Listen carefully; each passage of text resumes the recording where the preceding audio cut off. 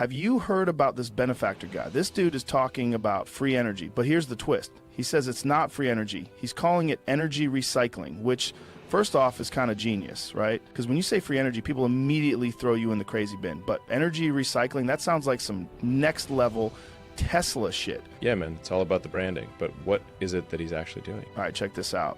He posted this. Free energy isn't actually free. This is a misnomer. It's actually a mutual exchange from the vacuum, a field of energy from which everything arises, the same energy that powers an atom. Like what? Bro, that's some deep shit. But then he breaks it down. He says you can tap into this energy without breaking any known laws of physics by using something called back EMF capture. Whoa, back EMF capture? Sounds like some serious sci-fi tech. Dude, listen to this. He explains that when a coil collapses using a pulsed signal, the energy that would normally just get wasted, like just dissipate as heat, can actually be recycled. He says nature gives you back energy to stabilize the system, which makes sense if you think about how nature works. Like everything in nature is always trying to find balance, right? So equilibrium, is that like how water always levels out or something? I'm trying to remember what Ms. Murphy said to me in 6th grade science all those years ago. What was that? Oh yeah, Elon, stop eating that glue and pay attention. Man, if only I had listened, I'd probably be the one inventing energy recycling instead of just talking about it. Exactly. So he's saying that by intentionally destabilizing the system, collapsing the field, you actually get energy back as a kind of natural response. And here's where it gets wild. He compares it to pushing a swing. If you push at the right moment, you don't need to use a lot of energy and the swing gains momentum. But instead of a swing, he's using resonance to harness that extra energy without it becoming destructive. He says most traditional systems are like a surfer fighting against the current, while his method is like riding the wave to shore. Dude, that's crazy. So he's basically saying the energy is already there. I just suck at using it efficiently? That's what it sounds like. He's basically saying the way we harness energy now is like trying to swim against the tide. And if we used resonance instead, we'd be tapping into energy that's already there, just waiting to be used. I don't know, man. Either this guy is onto something or he's the most poetic bullshitter of all time. Well, if he's legit, why isn't he all over the news? I haven't heard anything from him on X, formerly Twitter. He hasn't said anything bad about me on X. So, you know, I didn't ban him or anything. Look, I'm not the monster my therapist says I am. I mean, sure, I've spent millions of dollars training to beat a kangaroo in a fist fight, but that doesn't mean I'm dangerous. It just means I get shit done. That's the real question, man. But here's the craziest part. I looked into him, and he's not selling anything. He open sources all of it. That's the real question, man. Either the system doesn't want to hear it, or we're about to find out if this guy disappears in the middle of the night. Dude, that's crazy. He's absolutely crazy. That means if he's telling the truth, anybody could build this in their garage. You know what I say? Go fuck yourself, Benefactor. Nope, no patents, no paywalls, just straight up, here, take it, see for yourself. Like, what kind of madman does that? Usually people either try to cash in or they get shut down before they can say a word. But this guy, he's out there on live streams showing people exactly how to replicate it. I mean, if you want to try to take on my Tesla tech, how dare you put out better technology that is cheaper and safer? Go fuck yourself. That's the thing, man. If it's real and people start building it, that's a game changer. We're talking about completely shifting how we think about energy. But also, if it's real, you got to wonder how long before somebody tries to stop it. Or maybe we can think of it like how long before his Tesla mysteriously malfunctions. Exactly. You ever notice how every time someone gets too close to this kind of stuff, they either disappear, get discredited, or somehow have a tragic accident? But this guy's going full transparency mode. He's putting it all out there where everyone can see it. Maybe that's his strategy. If enough people know, it can't just get buried. Holy shit, this might be one of those moments, you know, like we look back and say that was the start of something huge.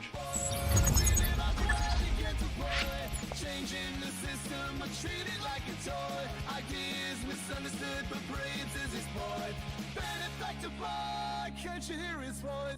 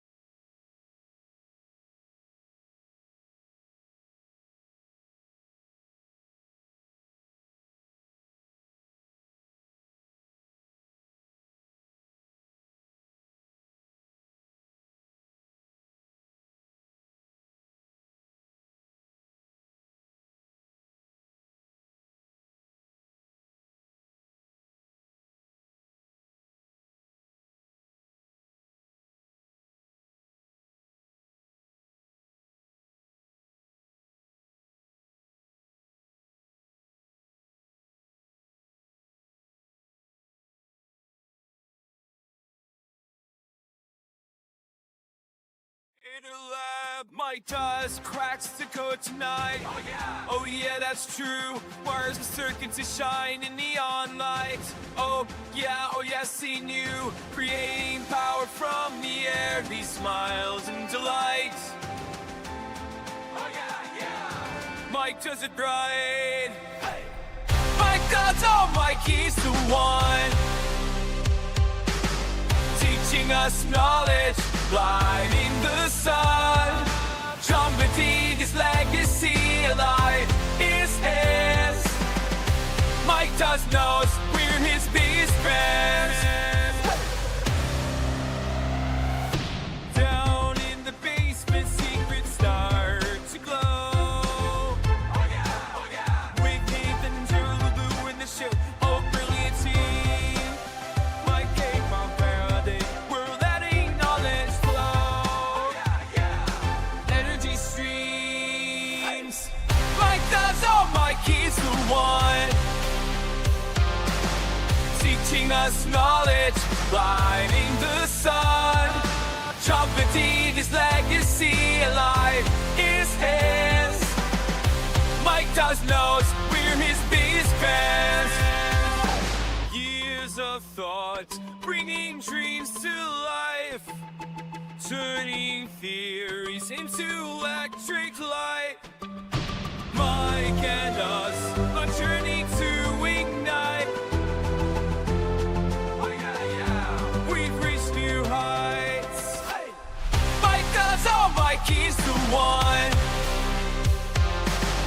Teaching us knowledge, lighting the sun, trumpeting his legacy alive. His hands, Mike does knows we're his biggest fans.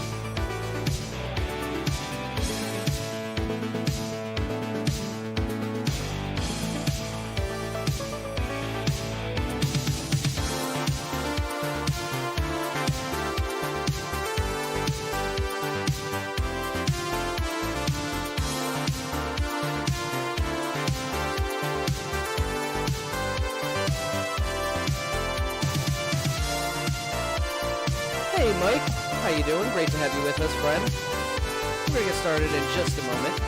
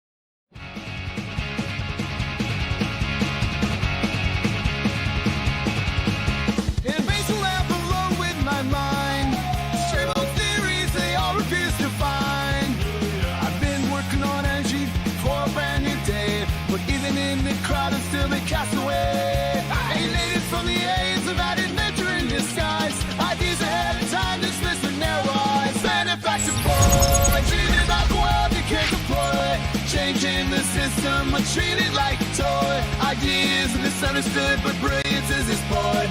Benefactor boy, can't you hear his voice?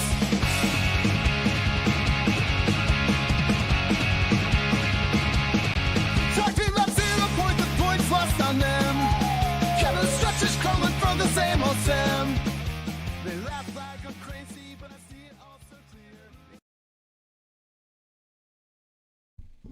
All right, welcome, and welcome back, everybody. Hello, Mike. Hi, John Gray. How you guys doing this evening? Today, we're going to be going over an interesting document I have not seen yet. I've seen some of these slides, but Elias the Cool, a good friend of mine, and a moderator of the channel, he sent me this giant list of slides that he found in a library on the Thunderstorm generator, which is really cool. So I'm going to go over basically everything. We're going to do the Thunderstorm Generator 101 lecture tonight. Let's see if I can... Oh, cool, it works. Awesome. So you see all these slides we have to go over. I don't have any notes for you today, just off the top of my dome. We do have some video clips to go over, some summaries of the Thunderstorm Generator processes that I put together a while ago to help people who are new to these concepts understand them. The science isn't that complicated. It can get very complicated. Don't get me wrong. The science can get very complicated, but to understand the basic mechanics of how it works and how it's doing what it's doing, it's not that hard to get your head around. So we're going to jump into the first slide here.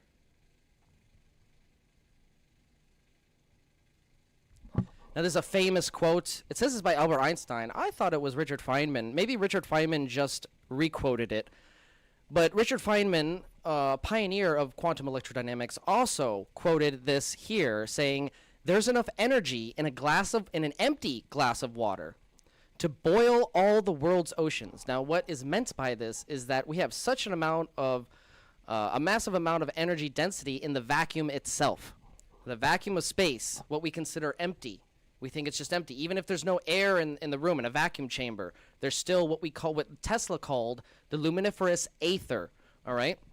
Now, there are certain medias that are required for waves to propagate through our reality, right? We have water or liquid that is required for liquid waves, all right? We have air that's required for sound. Remember, sound doesn't travel in space because there is no atmosphere.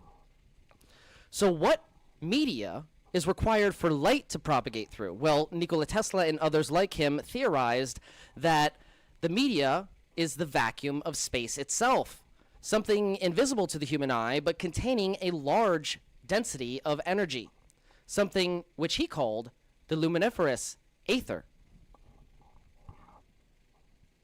Now, theoretically, if we could tap into this luminiferous aether, we would have all the energy we'd ever need in one tiny cup of space, empty space.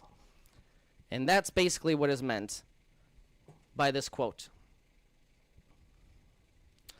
Now, recently, the aether has been replaced by something a little bit different called quantum field theory. However, the mechanics are similar.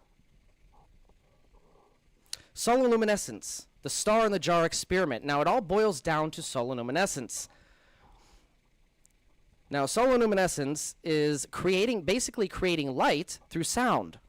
All right? So you're taking a vat of water, basically, and you're putting a sound frequency into it in a specific way that creates bubble cavitation.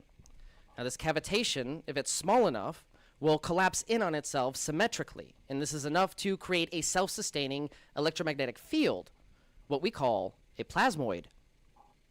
Plasmoids can absorb protium from the surrounding environment, one of the most abundant elements in the universe. They just naturally absorb protium and absorb heat from the environment, and they can output up to 1 to 2 kilowatts of energy when they discharge. Okay? That's a lot of energy, and they do that in the form of sound, heat, electromagnetic radiation. We're going to play this video for you. Basically goes over some of the introductory material for the Thunderstorm generator and the inventor behind it, Malcolm Bendall, who is a fan of this channel, and I'm hoping to have him on the channel at some point so I could do an in-depth interview with him on some of the questions I have about the plasmoid unification model, the theoretical model which his practical application, the Thunderstorm generator, is based on.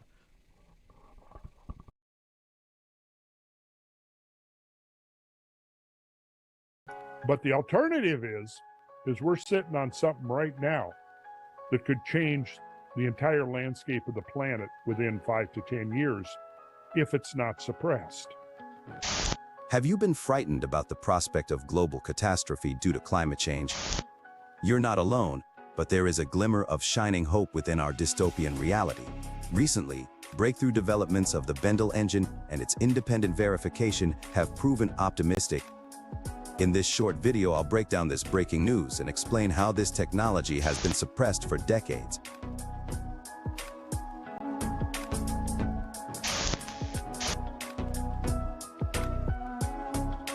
Recently, Randall Carlson was on the Before School show talking about the controversy of the inventor, Malcolm Bendall, and his postponed episode of the Joe Rogan podcast recorded earlier this year.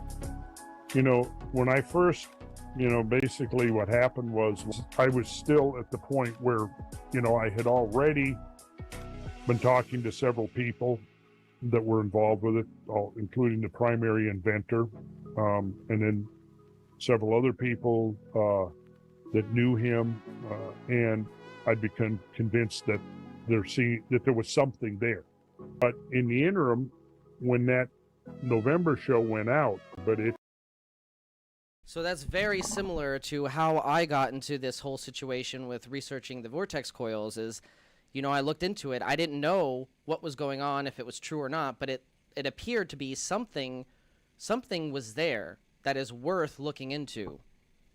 And usually when people, specifically from an academic background, have that hunch, you need to go with it.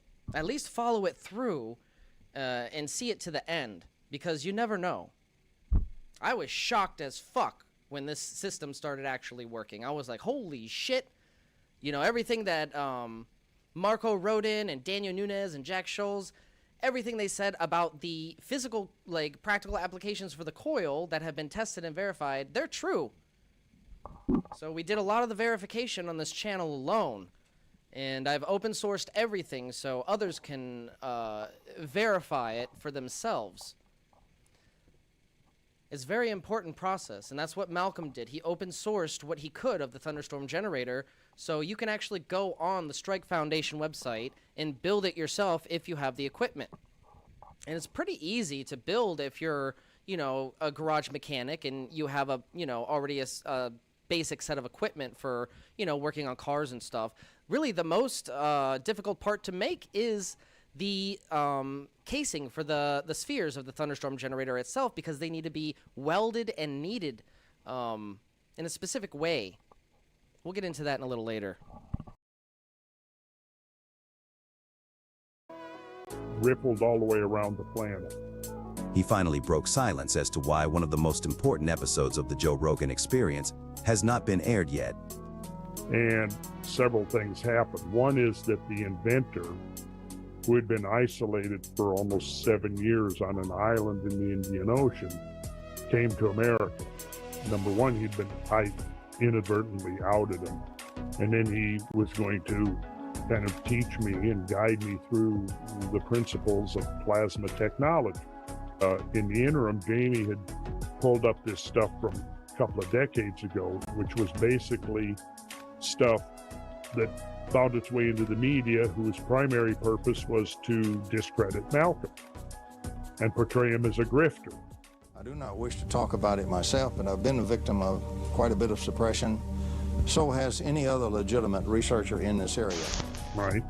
And it's very, very important why you need to listen to the inventors themselves and the inventions they have and the science behind it and verify the science. Because a lot of times what will happen is if that invention is disruptive to the market enough, the market will push back in the form of, media slurs and campaigns from the public perception to try to persuade the public into thinking that your invention is nonsense, it doesn't work, or you're a grifter. So that's the problem with disrupting the market. You can't really, if somebody has a smear campaign against you or saying certain things while you have claims of revolutionary technology, you have to automatically look at that and take it at face value when you do your research, because you want to focus on the science. And this is something that Rogan actually didn't do during the episode. One of the reasons why they agreed not to release it actually was because he was too busy haggling and fighting over Malcolm's questionable past, which was basically a smear campaign that was formed to make him look bad. It wasn't actually anything bad that he did. So regarding the actual science, there was very little discussion of it.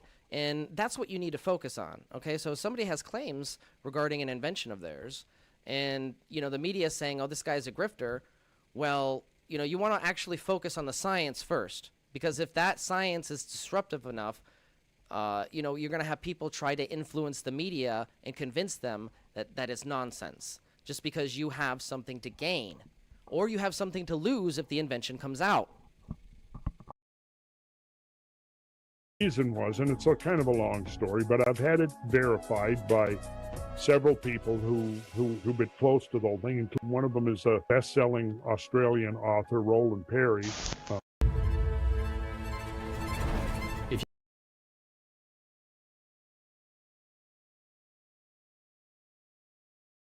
Successful men are often the ones who spent 4 years investigating this whole thing that went down in the early 2000s and late 90s, when Malcolm discovered that there was a high probability that there was a major oil reservoir in Tasmania.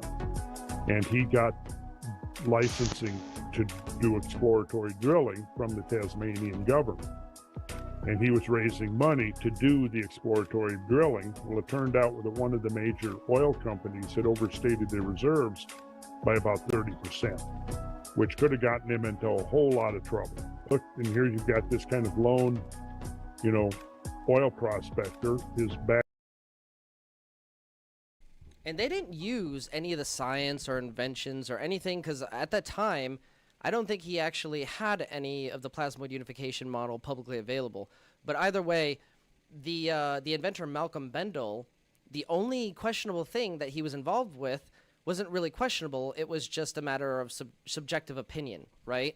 And that was of his faith. And his faith, some people consider controversial. If you've read the Shaman, he makes some extraordinary claims in the Shaman.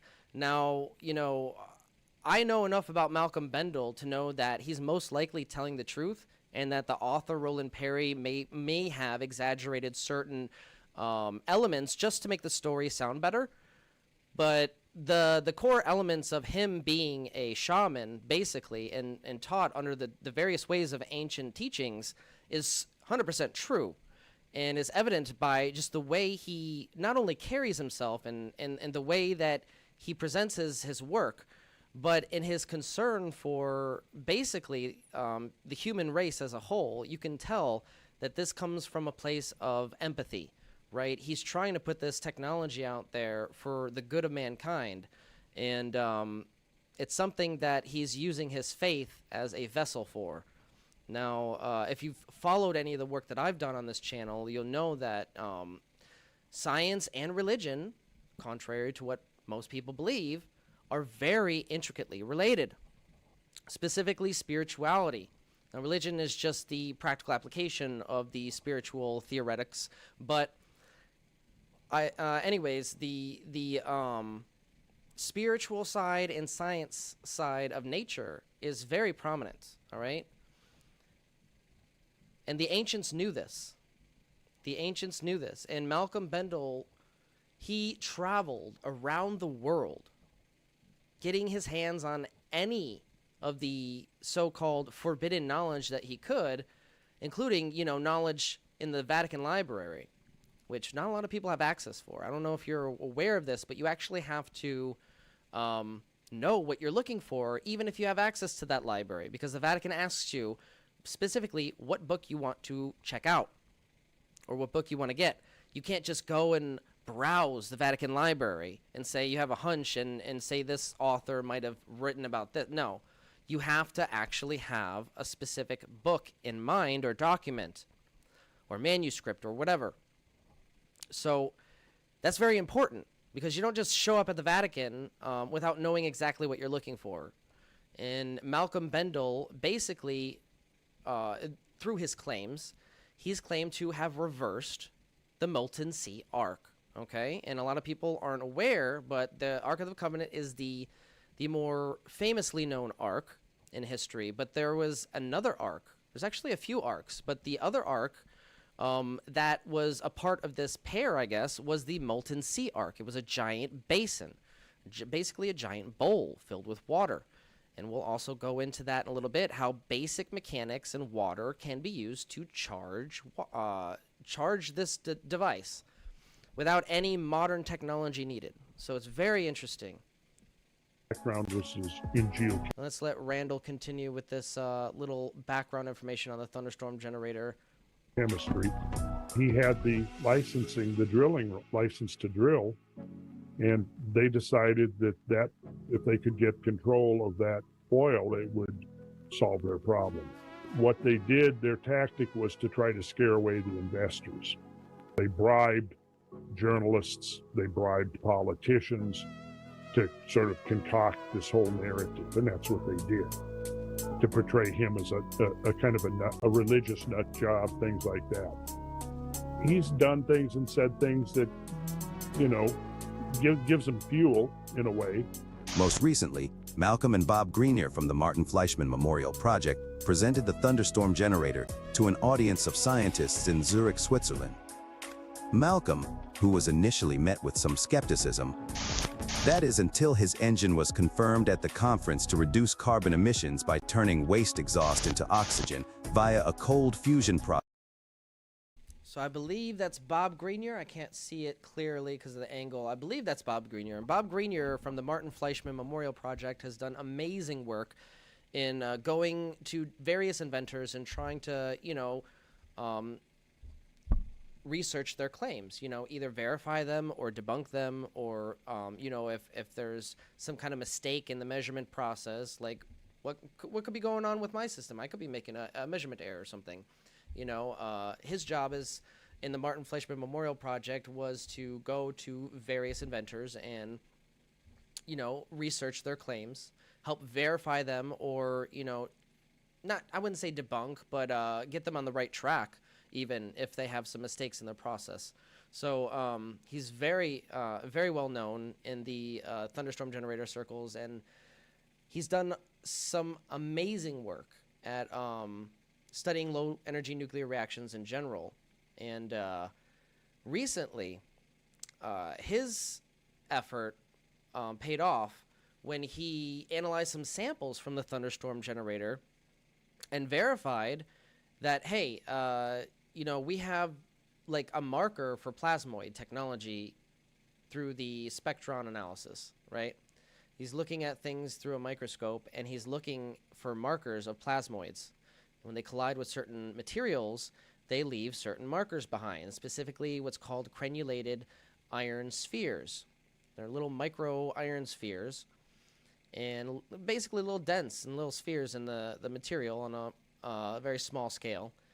And they're a marker for plasmoid technology. You can't really, I don't think you can get them in any other instance without some kind of plasmoid interaction. So I might be mistaken on that, but basically verifying that, yeah, plasmoid activity has been verified to be taking place, and that's probably, as Malcolm described or theorized, the mechanism of action within his generator. Again, he would emphasize these are all theories. You'd be pretty audaciously bold to kind of say, oh, definitively what's going on. That's why I kind of hesitate to tell people, yeah, I don't know what kind of efficiency we're getting with this system. Like these, at the end of the day, how my system works is all a theory. I could be completely wrong, but I digress. Anyways, this looks like Bob Grenier, and they were up on stage actually verifying this unit, right? They had it running, and because the Thunderstorm generator retrofit works on basically any gas, diesel, or petrol or gas, diesel, or natural gas engine, you can actually use these devices inside. And Jordan from Alchemical Science and Bob Greenyer have both independently verified this, because they spent, hours and hours in a room with these things on. And normally, being in a small room with, a gas engine running isn't healthy. It's going to kill you. It'll choke you out. But the Thunderstorm generator actually, I don't want to say transmutes, because people don't like that word, but that's technically what it does. It transmutes the elements. It transmutes the carbon dioxide into its baser elements, right? It breaks it down. And you actually have oxygen coming out of the exhaust, and very, very little carbon dioxide, if any, from what I've seen at least. So, you can put your face right up to the exhaust and you don't really smell anything, just air, like burnt air. I think Jordan said when he was analyzing it, like he put his face right up to the exhaust and he said he didn't smell anything but burnt air. So this is very important technology, because I don't know if you're aware of this, but a lot of cities have a smog issue, and it causes a lot of health risks when you live in that kind of environment. What's going on, Stephen? Stephen from Ireland here. Nice. What's going on, guys? All right, so I'm going to play this a little bit. I don't know if we'll play the full video. Process discovered and suppressed in the Pons-Fleischmann experiment. And he was at MIT in the science office. Okay, so this is going to go over the mechanism of action, which is basically cold fusion. Malcolm himself visited Martin Fleischmann in his, last days before he passed away, and promised Malcolm promised Martin that he would continue his work, because, the Pons-Fleischmann experiment was basically shunned out of existence. The scientific community didn't take it seriously, even though they should have. And Malcolm was basically trying to pick up this torch here and utilize some of the same processes, which is, low energy nuclear reactions. Nuclear reactions that take place at very low temperatures or manageable temperatures. I don't want to say safe temperatures, because this Thunderstorm generator does get very hot, but it is manageable compared to, an actual atomic reaction from, something else. Say fusion or fission. Office for Education, when he saw how they had changed the data on the reproducing the Pons-Fleischmann experiment. Okay, I'm going to rewind that, because this is very important to emphasize what happened here with the Pons-Fleischmann experiment. And he was at MIT in the science office for Education when he saw how they had changed the data on the reproducing the Pons-Fleischmann experiment, and he blew the whistle. I inadvertently was looking through some piles of paper that had been given to me in a casual manner by all these hot fusion physicists as they were trying to do their calorimetric repeat of the Pons-Fleischmann experiment. And to my utter astonishment, I can remember sitting at my desk in my study and actually seeing these two sheets of paper, one dated July 10th, 1989, and another dated July 13th, 3 days apart. The difference between July 10th and 13th was dramatic, and I was stunned. I couldn't believe what I was seeing. It looked like monkey business to me at the time, and it has turned out to be exactly that. It was a lower echelon person in the Plasma Fusion Center at MIT, one of the 16 authors of a scientific paper done under Department of Energy contract that had altered data. And that data is scientific fraud, as far as I'm. Absolutely. And I have no doubt that's what happened. Now think about it. I don't know how many tests they actually did, but say they did 2 tests. The first test turned out exactly how they got the exact results that Martin Fleischmann and Stanley Pons predicted. What is going on with my laptop? And then the very next test, you get the test results are completely different. So I'm not sure exactly how it went down, but you can see how, you know, like, there are certain markers for suspicious activity regarding, you know, changing data. And it's very easy to alter data, especially back then when everything was, you know, it wasn't digitalized, right? So there wasn't a digital trail. It was a lot easier to manipulate numbers when everything isn't, you know, logged on a computer and saved in various aspects of the network. And you have different ways of tracking data and all that, all those different nuances that come with trying to alter data. At the end of the day, the physical ways are the most effective. And having somebody actually there, I have no doubt that that person had some kind of deal, like somebody offered them money or pressured them, threatened them in some way to alter that data, which is probably why they've never came out and spoken about it. Concerned, and many other people are concerned. Between Bob Grenier, a highly credible engineer, and all the independent researchers at the Tesla conference, there shouldn't be any more controversy regarding the Thunderstorm generator. It really does work. Jordan from Alchemical Science has personally verified the engine on his channel, and I highly suggest you give it a watch. Malcolm's presentation in Switzerland gives a clear and concise explanation as to what exactly is happening within the generator. The Thunderstorm generator has shown a remarkable ability to increase efficiency by disassociating oxygen and hydrogen and then feeding said hydrogen back into the engine. Utilizing sacred geometric principles and specific ratios, the Thunderstorm generator successfully replicates a thunderstorm in a bottle. I treat air, and out of air, I make it more than just providing oxygen for the combustion process. So Charles Brown is yet another one. We have hundreds of these people that pop up. Just another one of these inventors who had something, and I don't remember what happened with Charles. I think he might have sold it to the government or something, but they either sell it, they get shut down, or they end up disappearing. You know, Stanley Myers and his water-powered engine. He goes to an investment meeting. I think it was at a Cracker Barrel with his brother. And he goes to the bathroom, and he comes back, takes a sip of his cranberry juice, and then a few moments later screams while running out of the restaurant, "He poisoned me, he poisoned me," and then drops dead of a brain aneurysm. What? There are combustion-stimulating molecules and radicals generated in this process. Thunderstorm in a bottle. We've already proven this is possible with the star in a jar experiment. Contained in a flask of liquid. Imagine being able to build an app with your name on it, just by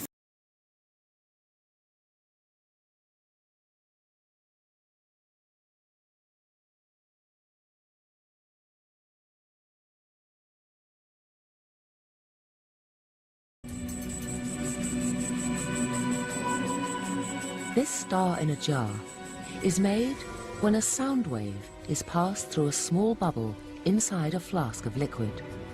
And this sound wave makes the bubble do something remarkable. First it expands, then it collapses. And this collapse happens so violently that vapor molecules trapped inside the bubble slam together and heat up so much that the bubble gives off an incredible burst of heat and light, several thousand times a second, giving the appearance of a star.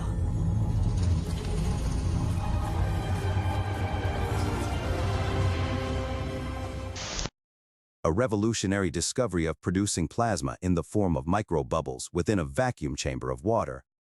Using ultrasound, these microbubbles produce tiny amounts of plasma, as confirmed by the ultraviolet light radiating from the jar. It is highly suspected that these bubbles are forming plasmoids, which are plasma contained in the form of a torus shape. By structuring how the bubbles implode using sound or compression, the symmetrically collapsed bubbles produce a self-contained electromagnetic field capable of absorbing, storing, and releasing enormous amounts of energy. It's estimated that up to 100 kilovolts can be released when the clusters of plasmoids explode, as proven by Ken Shoulders and his work with charged clusters. Microscopic ball lightning. The late physicist Ken Shoulders developed a technology called charge clusters, which are likened to ball lightning. When they are discharged, they actually tap into the zero-point energy field. This is where most of the power in Stan Meyer's device was coming from. Like Stan, Ken Shoulders faced terrible suppression. And so I met with this CEO, and he says, yes, they approved a $5 million grant from DOE so we could develop this further, because one of the effects it had that they were really pursuing was putting low-level, initially, radioactive waste in these charge clusters, and it would cause isotopes that were non-radioactive to be created. What does this mean? We clean up all the radioactive waste. However, the phenomenon, the reason it was doing it was that it was actually activating, as it were, this baseline energy field that's at the fabric of space and time. And that's what they didn't want out. So in the rarest of events, that grant was published, and these vicious people who want to keep all this stuff secret went into the Secretary of Energy's office and said, pull that grant. And they pulled it. Utilizing the lens of Marco Rodin's vortex theory, this makes sense. Based on his theory, everything in the universe is a vortex. It is nature's path of least resistance. Bendall confirms this by discovering that all elements are plasmoids. These vortexes exist from the quantum level all the way to black holes, which leads one to ponder. Does a white hole actually exist in the back of every black hole? New discoveries in astrophysics says there very well could be a white hole at the back of every black hole, sucking things in and then spitting them out. Chaos and creation, yin and yang, as above, so below. These new discoveries could lead to unifying gravity with the other fundamental forces of the universe, finally bridging the gap between quantum physics and general relativity. However, plasmoids aren't a new discovery. $15 cover. To get a drink? Hey. Yeah. How come she didn't have to pay $15? She signed up for the open mic. Look at me. They have been a forbidden science for decades. A secret science that had cost some inventors their lives. The realization that there could be hidden knowledge kept from the general public in order to maintain a status quo, one that relies heavily on the petrodollar. It's not an easy pill to swallow. It's not a small thing. It's not a matter of finding proof for some technology, for some invention, and convincing everybody of it. You can't convince somebody of something that so totally contradicts their basic assumptions about the universe. And that's why we need more inventors, more free thinkers who are willing to replicate these devices. Because people, you can talk about the science all day and debate it. At the end of the day, they're not going to believe it until they actually have something they can see with their own eyes. If they can see something working, then you work backwards from there and explain how it works. But from my experience, people, specifically in the mainstream circles of science, they just simply won't even listen to you. When you say, even that you're working on a device that is a continuation of the works of, say, Nikola Tesla, they still don't take you seriously. People have this notion, even in Tesla fan circles, that Tesla didn't actually either believe in free energy or he was a quack and didn't understand science at all. And I'm like, okay, so we have a whole electrical grid that is based off of the works of Tesla. Very little alteration to it in regards of efficiency. And I'm like, okay, so we're still using his technology, but somehow when he talks about using radiant energy to power our devices instead of gas or as fuel, that's nonsense. That's where we draw the line. And I say, if you want to believe Tesla was a genius, you should listen to everything he had to say, not just cherry pick the things that are convenient for your model of science and understanding. If you don't understand it, then I suggest you do some reading until you do understand it. Because radiant energy is real. Legacy of Martin Fleischmann to Stan Meyer's suspected plasmoid water-powered engine. The history of this suppressed science is well documented if you know where to look. Although these shadowy figures have left their fingerprint of void evidence, they are the reason why Malcolm has to assemble his Thunderstorm generator before a conference and cannot rely on the Postal Service to deliver. So Steven says, how can I get a blueprint for the 2 Safaris? He's using True Exhaust. So if you're talking about the blueprint for the Thunderstorm generator, that should be on the Strike Foundation. I think it's strikefoundation.org. They might have changed it to .com. I'd have to double check, or you could just Google it. But everything is open source on the Strike Foundation website. Regarding Malcolm, what they said in this video, regarding Malcolm having to actually travel with his Thunderstorm generator in person in cases, because every time he tries to ship it, it mysteriously either arrives too late for the conference that he has planned or doesn't arrive at all. So he has this problem where there's always some kind of interference, it seems. Even at the Cosmic Summit, he said somebody snuck into his room, which had a do not disturb sign on it, so there should have been no cleaning service. Snuck into his room and removed the batteries from one of his analyzers for the generator. So I'm just like, they're really, somebody must be really desperate to keep this technology from the limelight. And they've done a damn good job, because I haven't seen CNN report on it. Have you? Have you seen one mainstream outlet fucking report on the Thunderstorm generator or the plasmoid unification model? I've been going over newsfeed after newsfeed on Facebook and other various social media platforms, and I have not once seen anybody in any mainstream outlet talk about the Thunderstorm generator, even though it has not only been independently verified by multiple people, it has also been successfully replicated and put on a fucking truck. Come on, people. That has to be evidence that some kind of suppression is going on, and we must not allow that to stand anymore. Talk about the Thunderstorm generator with everybody you can. Tell them that we have successfully found a solution to the climate crisis. These polluting vehicles, and even the electric vehicles, which rely on the grid, are a major problem. All right, so let's go back into the slides.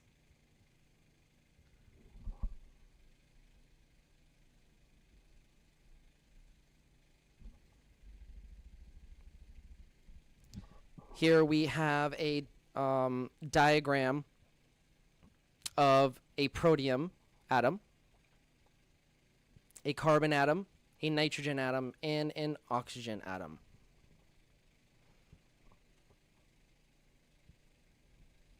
I'm not going to read everything, but I'm going to go over all of the important details.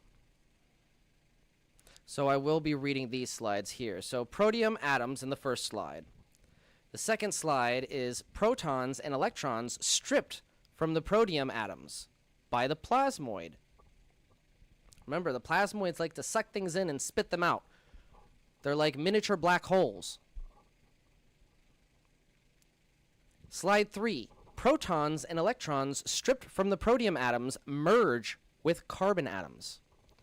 And then the last slide, the additional protons and electrons transmute the carbon atoms into an oxygen atom. Now, this is the transmutation of elements and how it is possible. So alchemy, in this sense, when you look at it in this light, doesn't actually sound so crazy, does it? You know, Bernie Bernie, the crypto alchemist, has done a lot of good research regarding the practical applications of alchemy. So going on to the molten sea arc, atomic reconstruction technology. Now remember I said Malcolm traveled the world, he basically wanted to understand how the ancient past was utilizing nature's efficient energy designs via these arcs. Here's some quotes from the Bible, Job chapter 38, verse 35 through 36. Can you send forth lightnings so that they may go and say to you, here we are? Who has put wisdom in the inward parts, or given understanding to the mind?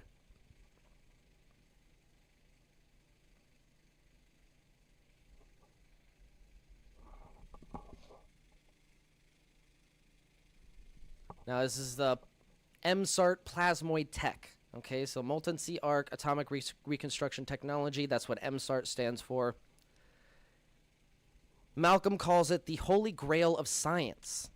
Okay, this has the ability, if it's developed enough, to unify gravity with the other fundamental forces of nature, in my opinion. And I believe it's Malcolm's opinion as well.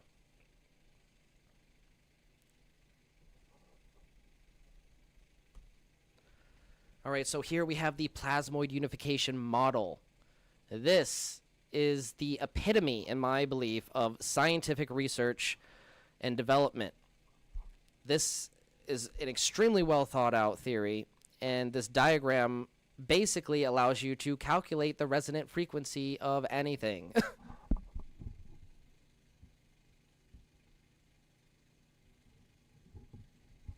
me see if I can zoom in here a little bit for you guys.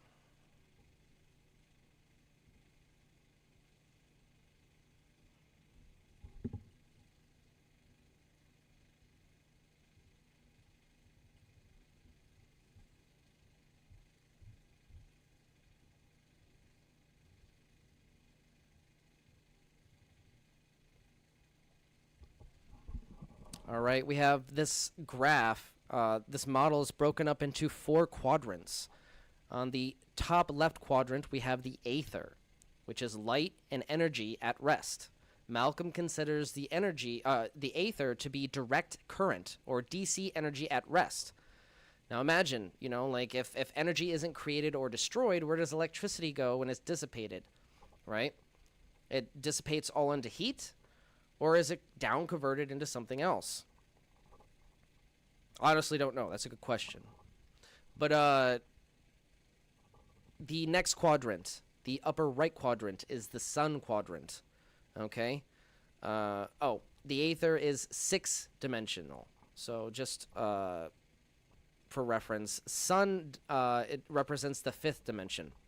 Okay? It is an aether to matter converter, right? And what is matter but AC? Okay? So you have aether, which is direct current, and matter, which is alternating current. Now, the sun has the capability of acting like a converter of aether energy, basically creating matter.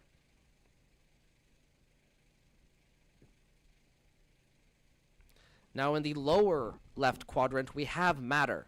Matter is alternating current, or energy in motion, which makes sense, right?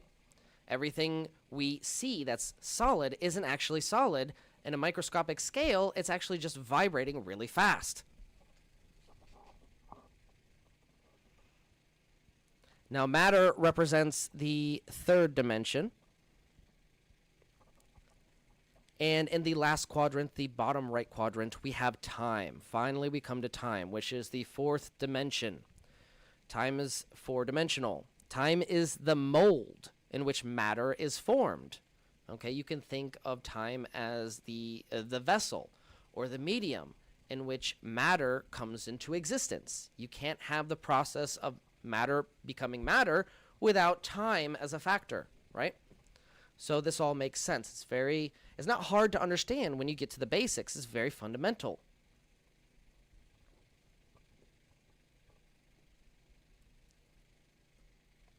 Okay, so now we're getting into the plasmoid unification model, and this is actually what it says on the poster. The molten sea arc atomic reconstruction technology. Plasmoids are donut or toroidal-shaped clusters of net protons or net electrons that, once captured and placed into a toroidal orbit, are capable of absorbing, storing, and releasing enormous amounts of energy present within their self-generated and structured electromagnetic containment fields.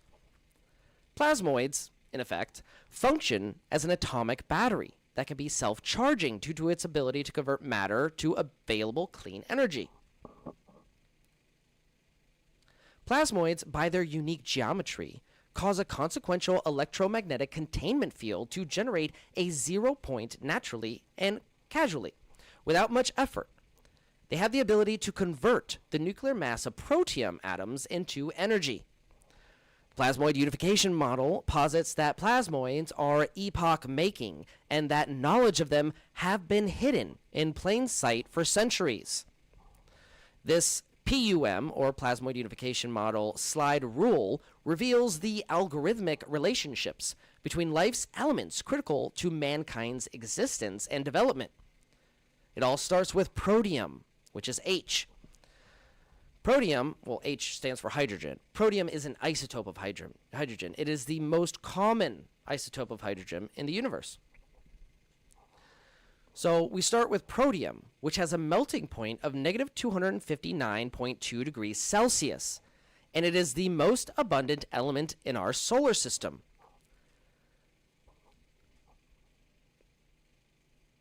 Protium determines the 25,920 great year frequency of our solar system. The resonant frequencies of all other elements can then be calculated when 25,920 years is reduced from years to days to hours and finally to seconds. The PUM is evidence that the universe is an intelligent design. That design is in perfect octave harmonic resonance with itself. Therefore, all of creation, from galaxies to planets to elements, they all resonate in a unison with a collective chord. Our ancestors referred to this as above, so below. This is interconnected with an energy web that the 24 components and laws of which are all based and governed on the same 16-sector torus plasmoid precepts shown in these diagrams.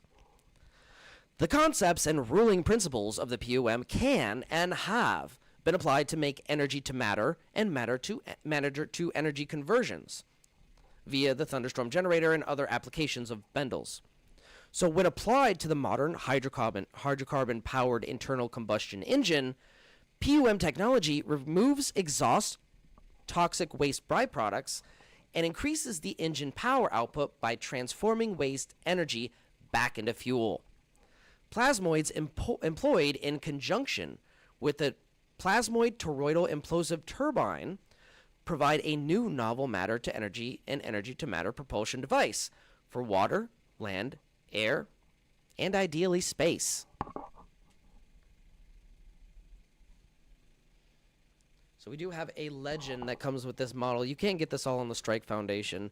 I just haven't seen this whole presentation. This must be either he released this recently or it must be like something he used in a presentation or something. I don't know. But it has a lot of slides that I haven't seen yet.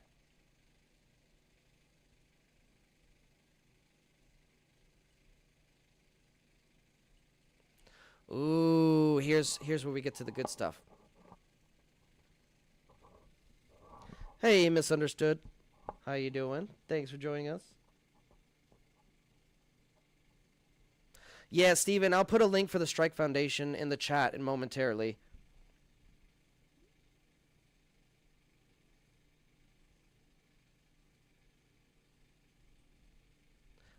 Misunderstood said, I spent an afternoon seeing them work with Malcolm, a fab day. Oh, nice. That's awesome. Yeah, Malcolm's been doing a lot of great work with Jordan Collin from Alchemical Science and trying to release these kits that people can actually order now. So you can actually order them, I believe. I know the first wave of kits were already sent out. Yeah, it's actually, so to speak, flying off the shelves. All right, so here's where we get to the good stuff.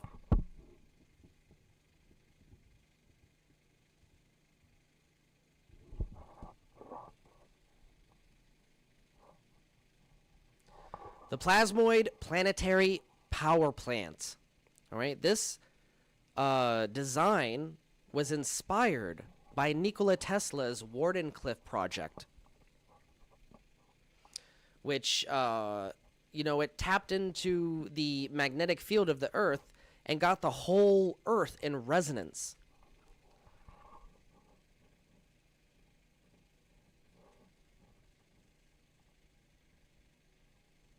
So I'm going to zoom in here to these slides because these are really important to read.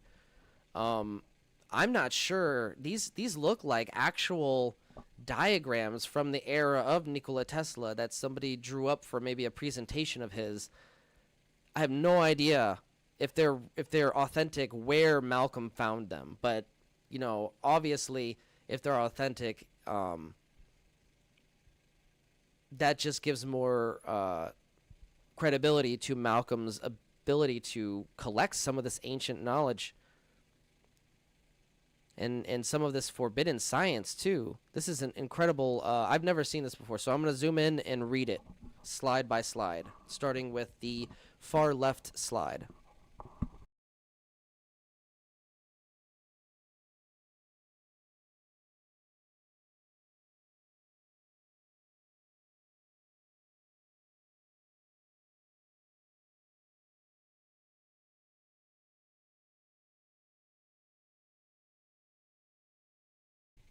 All right, so the first slide is the Earth.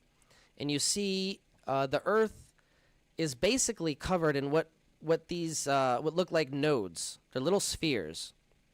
Let me see if I can zoom in on this screen for you guys a little bit better. Oh, there we go. Okay. All right, so you see there are these little nodes all across the Earth. And then in the far upper right corner, you see a hand attached to a pump. It says hand pump. Okay? Now at the bottom, in the far bottom left corner, it says G pressure indicator gauges. And it reads, analogy of Tesla's earth wave vibration theory, each pulse of the pump is felt with equal force at all points of the sphere. And on the far right bottom, it says flexible spherical envelope filled with liquid or gas. So this must be the Schumann cavity that they're referring to here.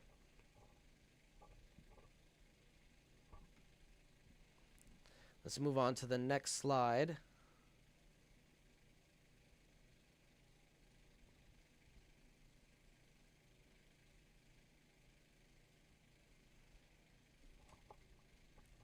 All right, this slide up at the upper right corner says realization. All right, you see the Wardenclyffe type tower on the top of the globe there.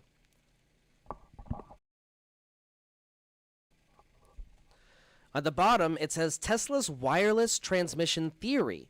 The oscillating energy surges through the Earth to every point on the globe. Thus, electric light, heat, and power can be drawn at any point of the Earth from a universal central station. And the caption on the far left says, the wireless light, place a wire in the ground, that is all.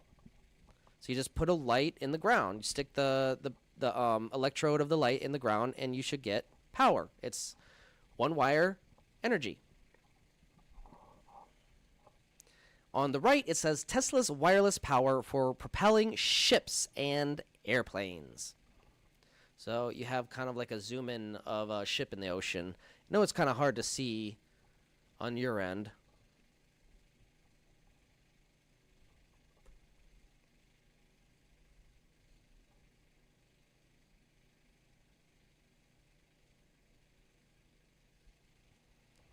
And the next slide is obviously the infamous Wardenclyffe Tower project by Nikola Tesla. But what is not commonly seen is the actual schematics for that device. We'll show you the last two because they go hand in hand.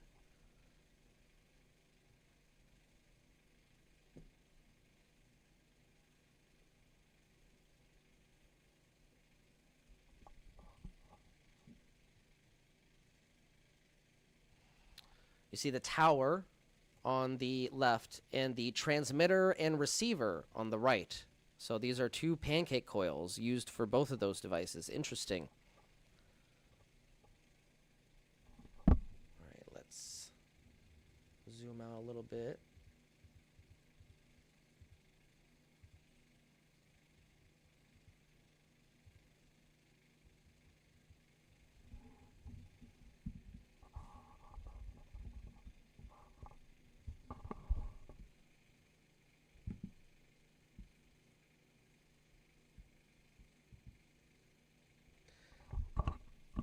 Now, this just lists a bunch of dates for Nikola Tesla's patents. Let's read a couple of them off. I'm not going to read all of them off. Oh, I lost my place.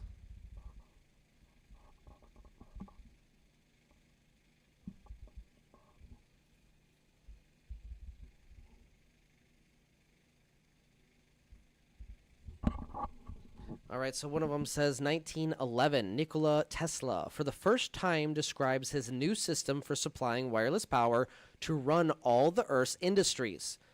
New York, American. Roland M. Guess that's who cited it.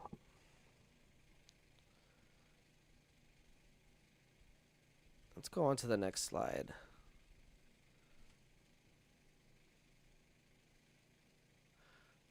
Oh.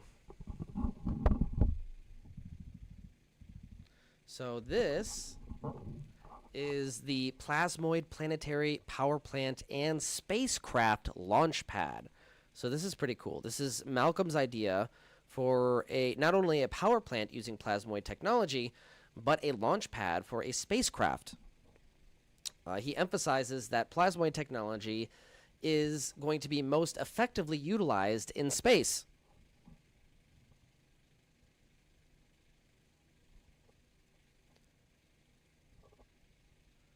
The first diagram here, we have the plan for the receiving level. The next one is the transmission level. And the third one is a cross-section of all levels. And then you'll see on the right side operational schematics for the spaceship.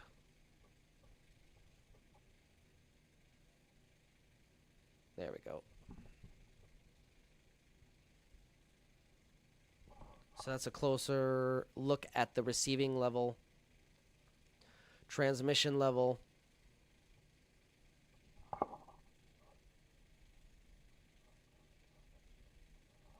So it has a Schumann cavity transmission capacitor bank, and it has a Schumann cavity transmission control room.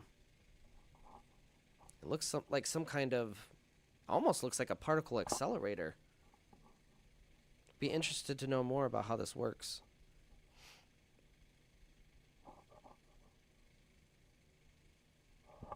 Close up of the operational schematic.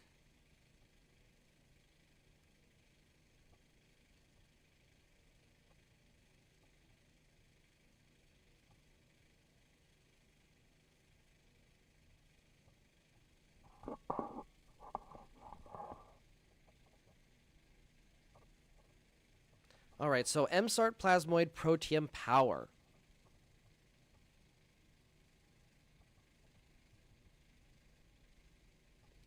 MSART plasmoid power makes use of a new technology that enables waste energy recovery and the removal of toxic emissions from the exhaust of industrial processes and internal combustion engines. Low energy atomic reactions, LEAR, or low energy nuclear reactions. Some people call it LENR. It's the same thing. So it says LEAR and MSART plasmoid power are two examples of the many elements of this technology. The inventor has established the Strike Foundation, Guarantee Limited, that will hold all the intellectual property associated with these inventions for the benefit of those who, for whom the foundation is constituted. Licenses to develop commercial applications will be granted separately for various elements of the technology and geographical regions. It says use of these new technologies will lead to cleaner air, cheaper water, food, housing, and fuel, together with less pollution in cities. Applications under consideration include marine engines, electricity generators, industrial chimneys, batteries, jet engines, and motor vehicles. Now, next to industry, motor vehicles are the next biggest polluter of this planet. But when you think about the most pollutants that are in the atmosphere, most of the Earth is polluted by actually a handful of industries and their factories. So that's what we mean by industrial chimneys. If we can retrofit those industrial chimneys with this Thunderstorm generator retrofit, we can essentially reduce most of the toxic, harmful exhaust gases on this planet. And then we can essentially convert the motor vehicles as well, retrofit those, and then you have like 99% of our concern right there gone with just this one technology that's pretty simple to replicate. Again, this is just replicating nature's process of how it utilizes this atomic energy. The universe has a battery that it accesses. How does it access that battery? How does the universe tap into an atomic battery to power, say, a tornado? This is the secret. To continue, it says an MSART plasmoid is a coherent structure of plasma and magnetic fields. They are found naturally in thunderstorms and more specifically in ball lightning. Now, a plasmoid is just a microscopic version of ball lightning, from what I understand. MSART plasmoids can be used to cause the separation of water into its constituent parts of hydrogen and oxygen. This is what is meant when we say it disassociates molecules into their baser elements. It literally transmutes carbon dioxide back into carbon and oxygen. So MSART plasmoids, once created, are charged from the exhaust gases of the internal combustion engine. This is then used as an energy source and to convert the normal harmful emissions from such engines into water and hydrogen. There are 3 stages, which we can refer to the schematics or one of my videos, which I might put up because I'm ready for a voice break. You can hear my voice cracking. Firstly, air is ionized using UV light of a specific frequency and then introduced into the MSART plasmoid generator. So this is the pre-ionization chamber. First the air is ionized, right? You want to imprint a specific frequency onto the air. You want to ionize it. Then the air is pumped into the plasmoid generator. Plasmoids are formed. Secondly, MSART plasmoids are formed in water by passing this ionized air through a diffuser, then over a catalyst of stainless steel shavings. Now, the stainless steel shavings, I believe, or the diffuser is there to make sure the microbubbles form small enough. Because remember, if they're not small enough, they won't collapse symmetrically and form a plasmoid or self-sustaining structure. They need to be small enough to do this. MSART plasmoids are then generated by collapsing cavitation bubbles, which are created by a vacuum and then imploded by applying pressure. So you have the piston's vacuum and stroke phase, the power stroke phase and the vacuum phase of the engine. One of them compresses the water, one of them vacuums it up. So in that power stroke phase, you have the compression force, which forms the bubble cavitation, or helps form the bubble cavitation. And then you have the vacuum phase, which sucks the water up through the diffuser and the stainless steel. It's doing this pretty fast, too.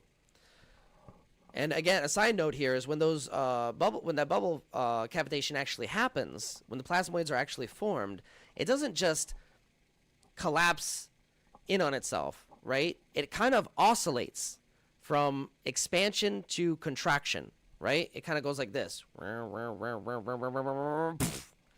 So you kind of see it, well, you can't see it, but if you slow it down enough, you could probably kind of see it growing and shrinking really fast until it basically has forms an event horizon. That's what you would call it.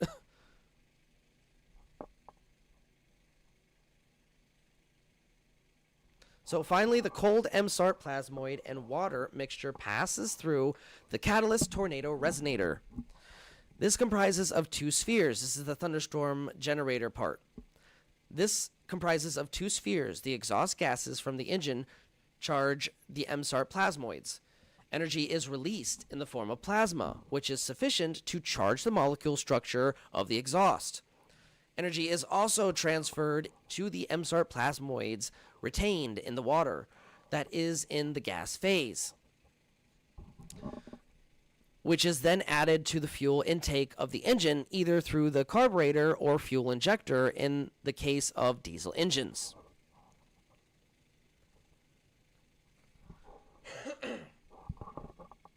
All right, so this is another summary of what we already went over.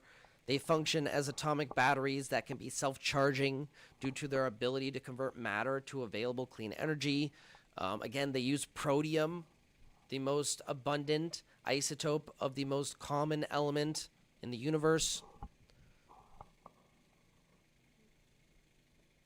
And the MSART plasmoids, specifically by their unique sacred geometry, cause a consequential electromagnetic containment field that generates a 0 point naturally and casually. So what does this mean, though? So we saw it briefly in the video. When that bubble collapses in on itself symmetrically, right, you essentially have two, what's formed is two counter-rotating fields of energy, and they condense onto one single tiny point on the equatorial plane between them. That's the 0 point, that little point that's created between those 2 points of collapse. It's basically an event horizon on a microscopic scale, if you want the academic terminology.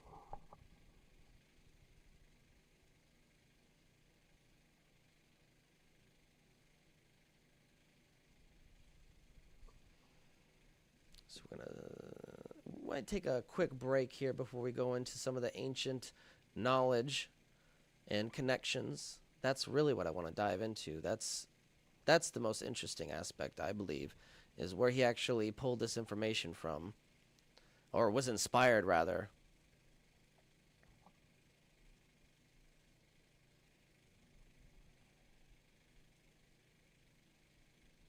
Oh, there it is. So we're going to take a quick break, and when we come back, we're going to dive into plasmoids via the Vajra in ancient history. This is my favorite topic, okay? Ancient history, ancient technology, forbidden knowledge of the past. It's what I love to talk about. So when we come back from our short break, we're going to dive into this. Now, when I'm on my break, I'm also going to put that Strike Foundation link in the chat, because I do get a little disorganized and distracted. So if you ever request anything like that and I don't do it, just be sure to remind me, because I do get distracted. Anyways, we're going to take a short break, and when we come back, we're going to talk about ancient history and their connections to Malcolm Bendall's plasmoid unification model right here on Beneficence TV. Make sure to hit that like button and subscribe for more revolutionary content, ladies and gentlemen.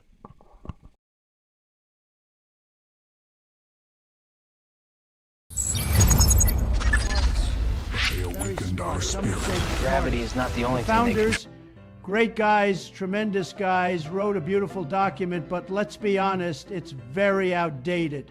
Tremendously outdated, almost as bad as low-flow toilets, folks.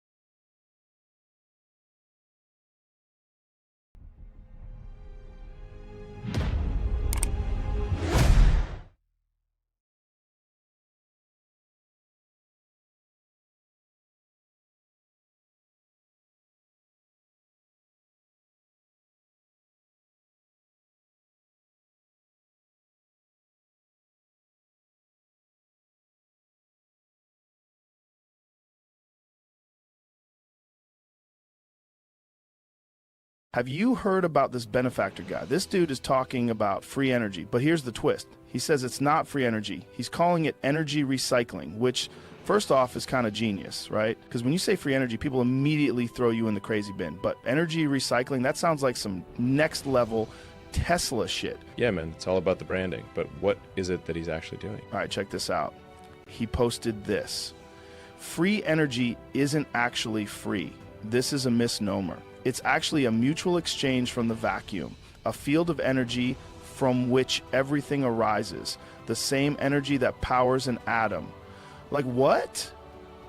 Bro, that's some deep shit. But then he breaks it down. He says you can tap into this energy without breaking any known laws of physics by using something called back EMF capture.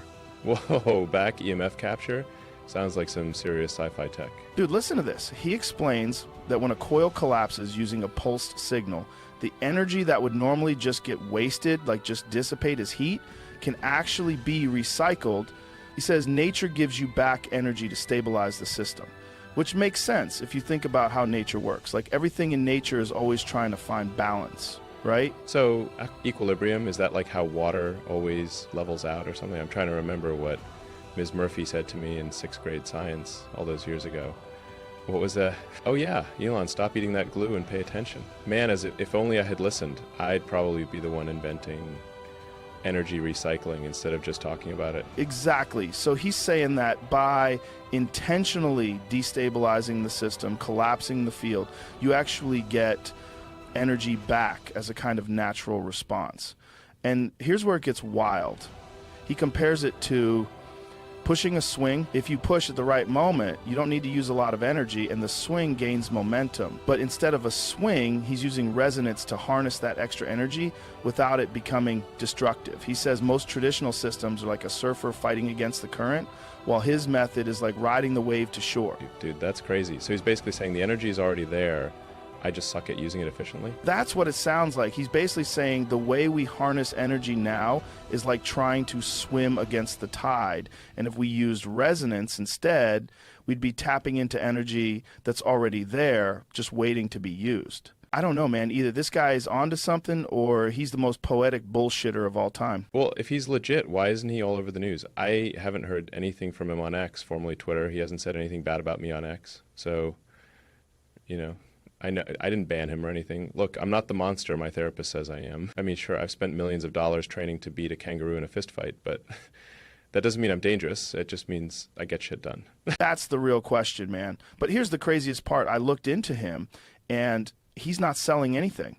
He open sources all of it. That's the real question, man. Either the system doesn't want to hear it, or we're about to find out if this guy disappears in the middle of the night. Dude, that's crazy. He's absolutely crazy. That means if he's telling the truth, anybody could build this in their garage. You know what I say? Go fuck yourself, Benefactor. Nope, no patents, no paywalls, just straight up, here, take it, see for yourself. Like, what kind of madman does that? Usually people either try to cash in or they get shut down before they can say a word. But this guy, he's out there on live streams showing people exactly how to replicate it. I mean, if you want to try to take on my Tesla tech, how dare you put out better technology that is cheaper and safer? Go fuck yourself. That's the thing, man. If it's real and people start building it, that's a game changer. We're talking about completely shifting how we think about energy. But also, if it's real, you got to wonder how long before somebody tries to stop it. Or maybe we can think of it like how long before his Tesla mysteriously malfunctions. Exactly. You ever notice how every time someone gets too close to this kind of stuff, they either disappear, get discredited, or somehow have a tragic accident? But this guy's going full transparency mode. He's putting it all out there where everyone can see it. Maybe that's his strategy. If enough people know, it can't just get buried. Holy shit, this might be one of those moments, you know, like we look back and say that was the start of something huge.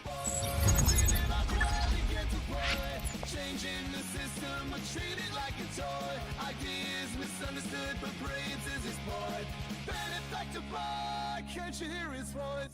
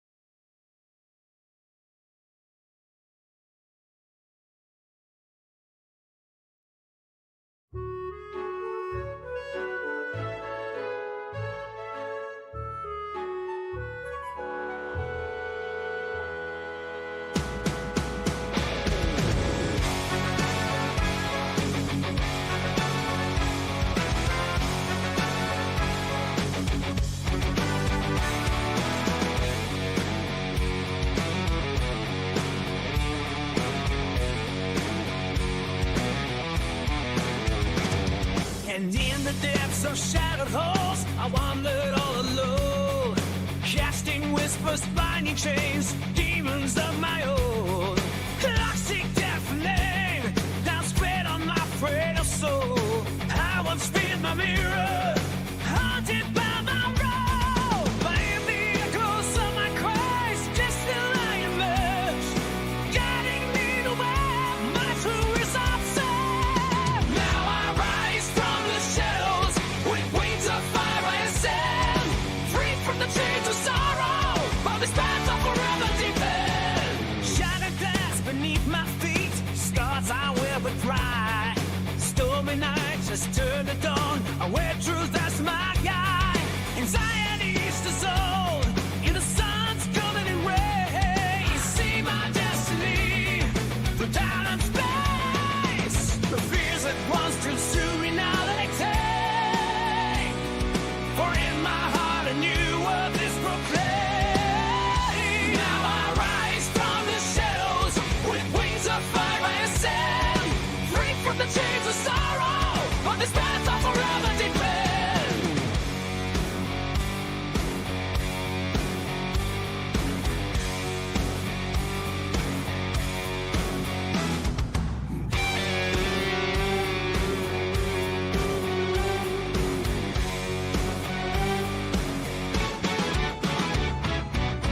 With symmetry, I found the power. This is granted by the hour. Together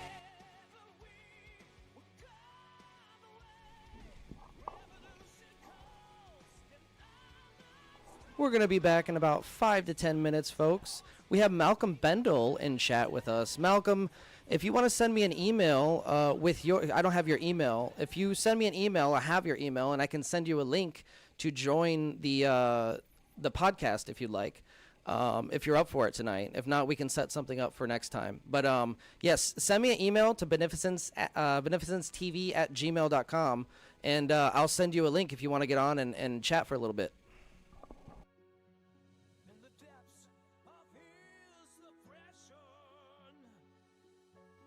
It's the rise of a true nation.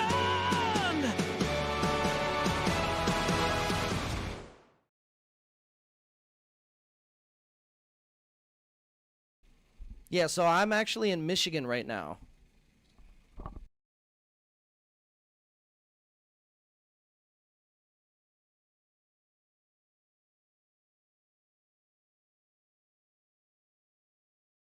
You might have heard a jewel thief circuit hum to you before, but have you ever heard a jewel thief circuit actually sing to you?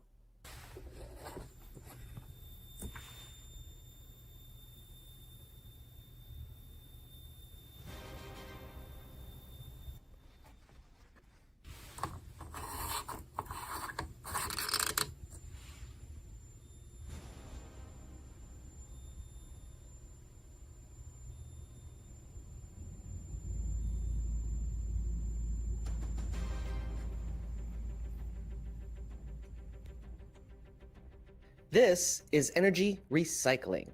15.5 hours of continuous power compared to just 2.5 hours off of a standard inverter. While this traditional inverter already maxes out at 88.5% efficiency, we're breaking every limit with my Vortex coil system. This standard DC to AC inverter will only run for 2.5 hours on 12.2 watt hours of energy. But my system provides energy for a whopping 15.5 hours off of the same 12.2 watt hours. That's over 6 times more efficient. Not only that, the system will keep powering my lights well past 12 volts on the battery. This isn't just an upgrade, it's a new industrial revolution. This is the energy of the future, and you are powering it. Imagine a world where energy is infinite, where the power to fuel our lives doesn't come from burning the past, but from harnessing the future. This is the breakthrough that changes everything. 0-point energy, the power of the universe itself, unlocked, and you are the reason it is possible. While the world sleeps, you're awake. While others talk, we are building. This isn't just technology, it's a revolution. And it's happening right now, powered by you. So thank you so much for joining me here on Beneficence TV and supporting our goals in open sourcing zero-point energy technology and disseminating all forms of forbidden knowledge.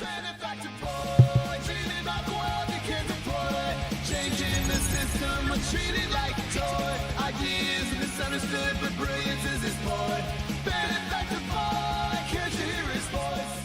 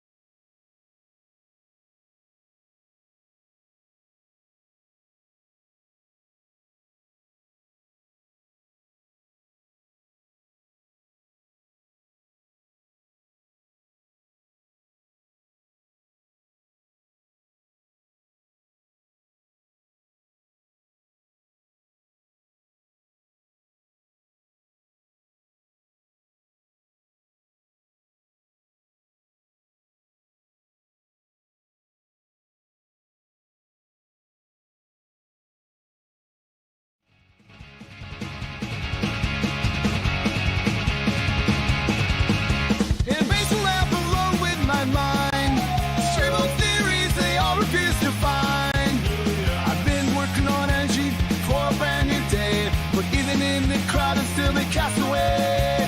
Alienated from the aids of that inventor in disguise. Ideas ahead of time dismissed with narrow eyes. Benefactor boy, dreaming about the world you can't deploy. Changing the system, but treated like a toy. Ideas misunderstood, but brilliance is his point. Benefactor boy, can't you hear his voice?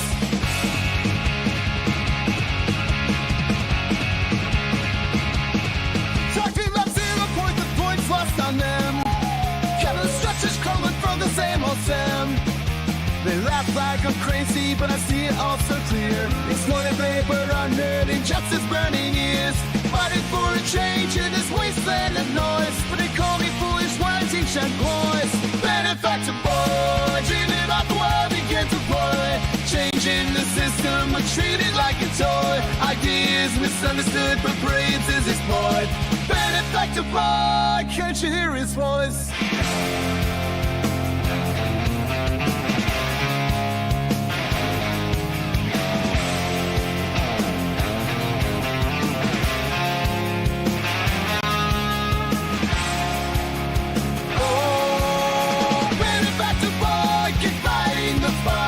Chasing revolutions in the darkest nights. A dreamer with vision beneath the laughter and noise. A future so bright waiting for the right choice. Benefactor boy, dreaming about the world he can't deploy. Changing the system, but treated like a toy. Ideas misunderstood, but brilliance is his point. Benefactor boy, can't you hear his voice? Welcome back, everybody. We have Malcolm Bendall, the brilliant inventor and geochemist, in the house. How you doing, Malcolm? Again, if you want to jump on or if you want to schedule a time where you want to have an interview, just email me, beneficencetv@gmail.com, and I'll send you that link. Also, if you want to send those books, that would be amazing. I'll send you my address as well.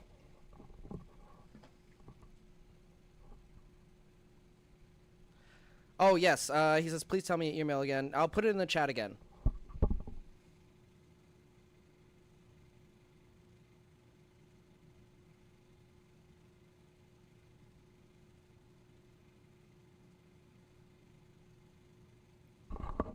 So that email is in the chat for you, Malcolm. It is beneficencetv@gmail.com.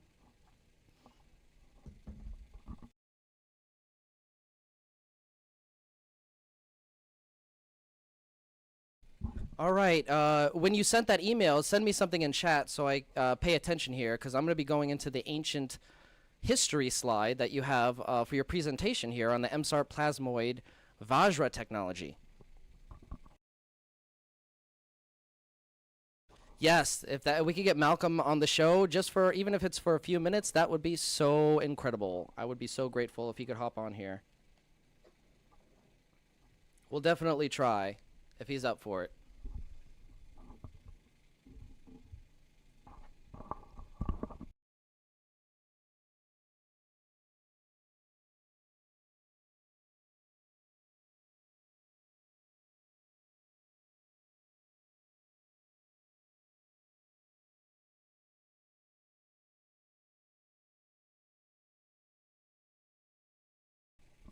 All right, so jumping into the ancient history. This is one of my favorite subjects.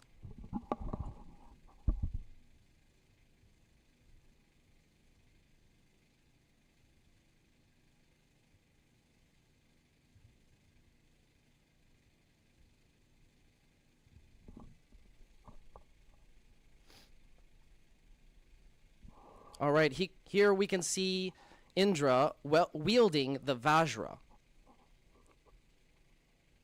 Kandiria Madeva, or Madhav Temple, I hope I'm pronouncing that right, the Power of 8, the Ashta Dikabala, and the Ashta Vasis at Kajuro?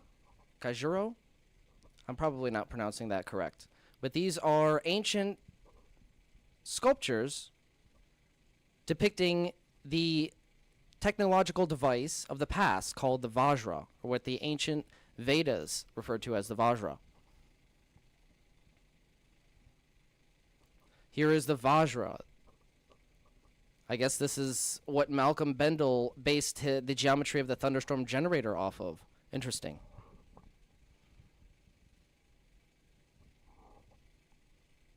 Just emailed me. Okay, I'll check my email right now, Malcolm.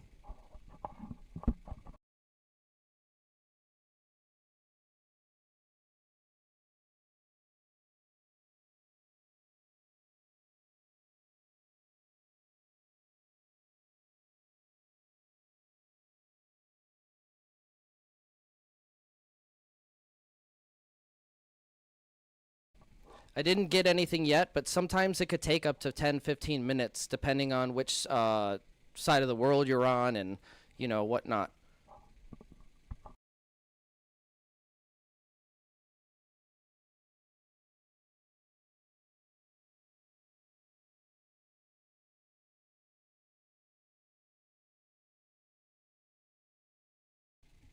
Yeah, I haven't got anything yet. Let me check my desktop, because I'm on the laptop right here.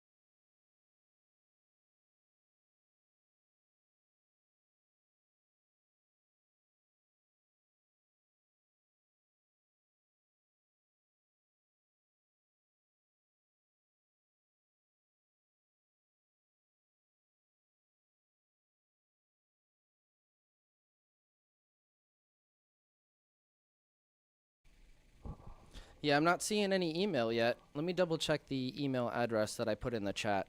Make sure there wasn't any typos.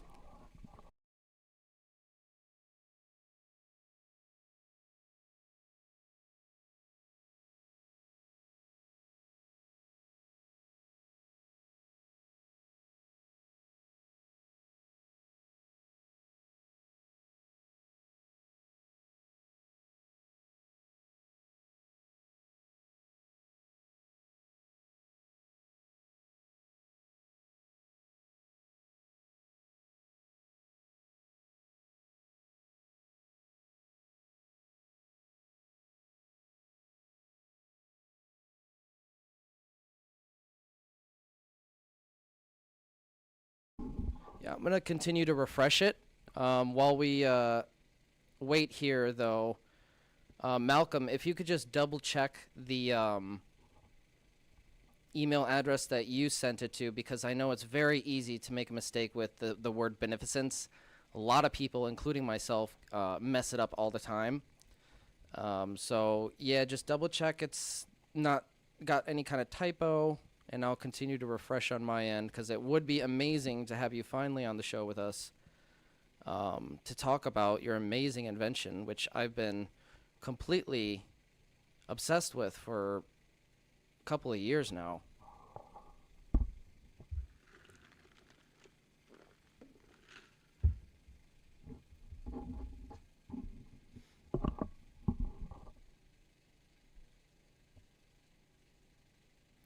You know, I would just go ahead and send another email. I don't know. I'm not seeing anything on my end.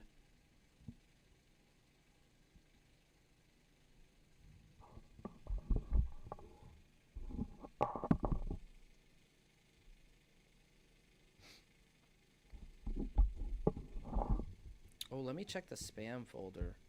Make sure I didn't get spammed. No.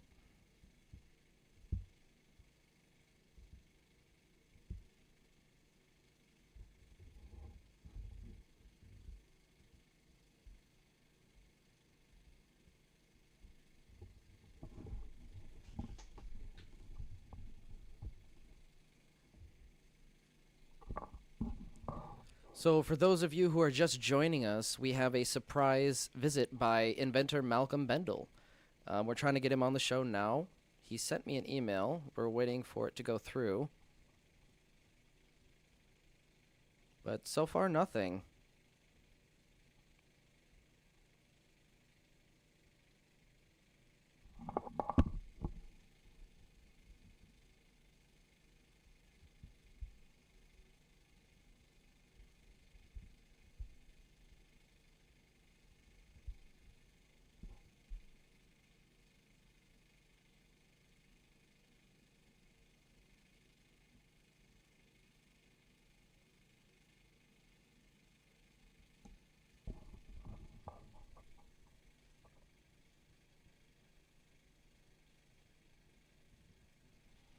Yeah, I'm not seeing any email. That's unfortunate.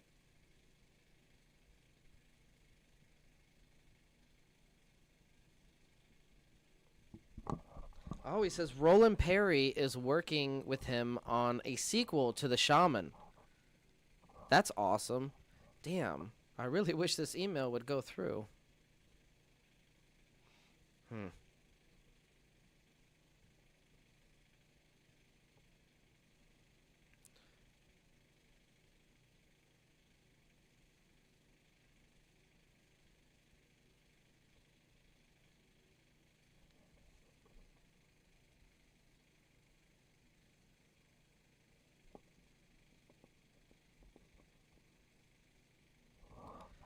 Definitely keep me updated on that sequel to The Shaman.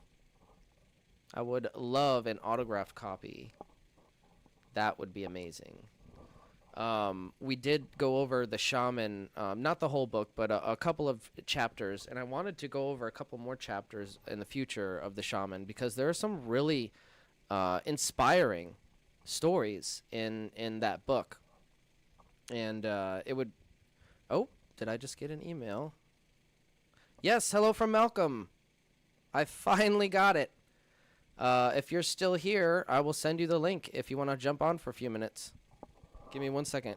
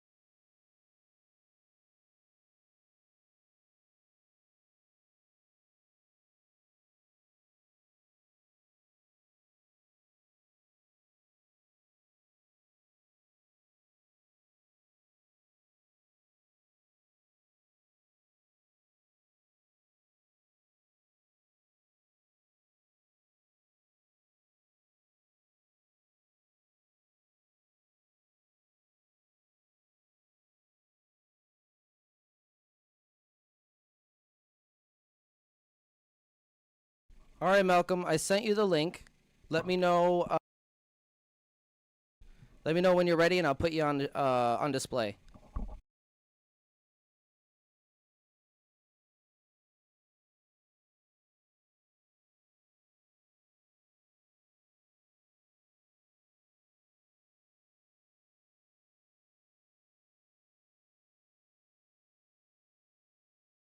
Oh, yeah, that's right. We did give some memberships out. You're very welcome, John, for the membership. I do have a couple of videos I'm going to drop for members. I know I planned to do them earlier last week, but I did get a little bit behind with my regular schedule and job. I apologize about that.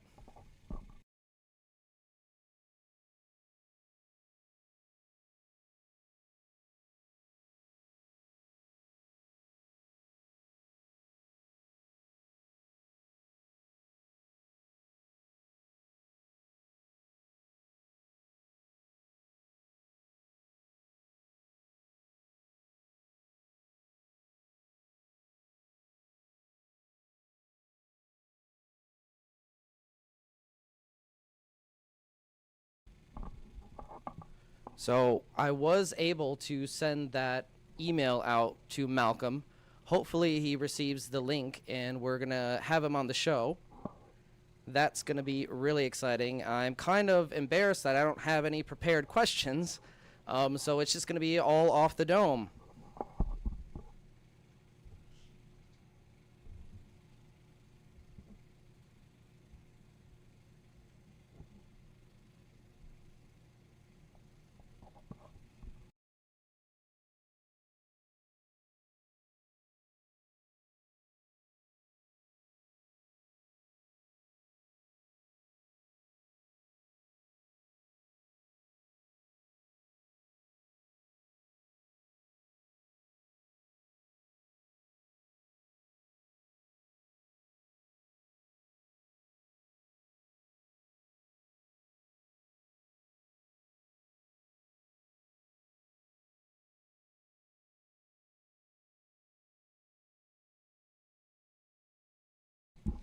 Oh, it says this is interesting.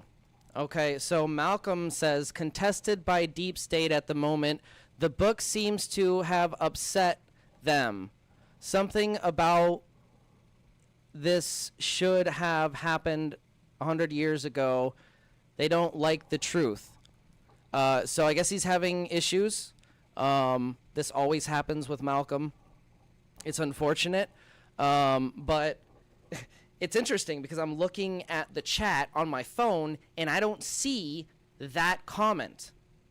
Does anybody else see that comment? It popped up on my fucking studio app for StreamYards or Streamlabs, but it didn't pop up on my fucking chat for my fucking phone.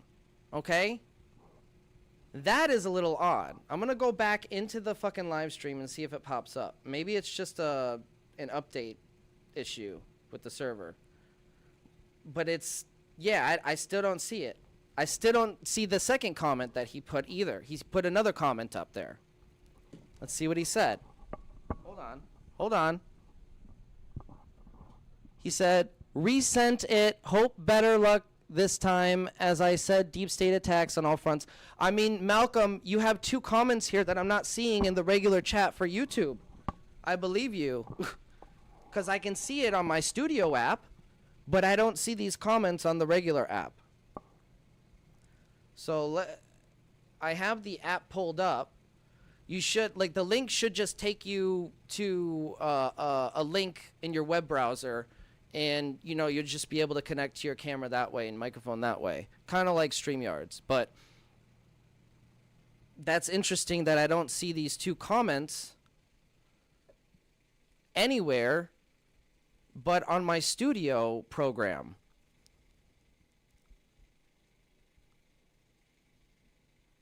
What is going on here? John, or anybody in chat, please let me know if you see those last two comments. I don't see anything after John Gray's thank you for the gifted membership. That's it.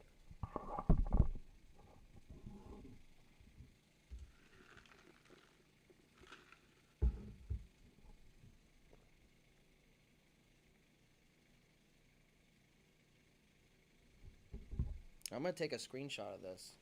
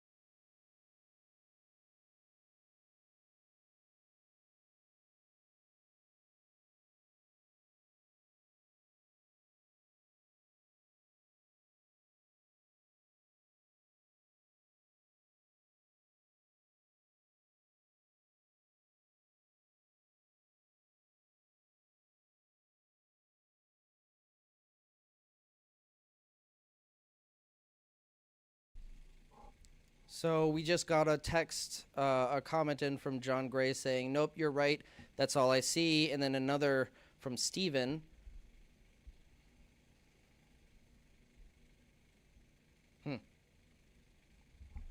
Interesting. Kind of disturbing. But, you know, it just goes to show you that there are people out there who are scared shitless of this technology getting out, but there's nothing really they can do about it now. Whether it's the Thunderstorm generator or another device like it, there's 100 different areas of research into plasma technology that are being conducted at the moment, all yielding different results that are breaking conventional science and leading to people asking really important questions. So the ball is rolling, the cat's out of the bag.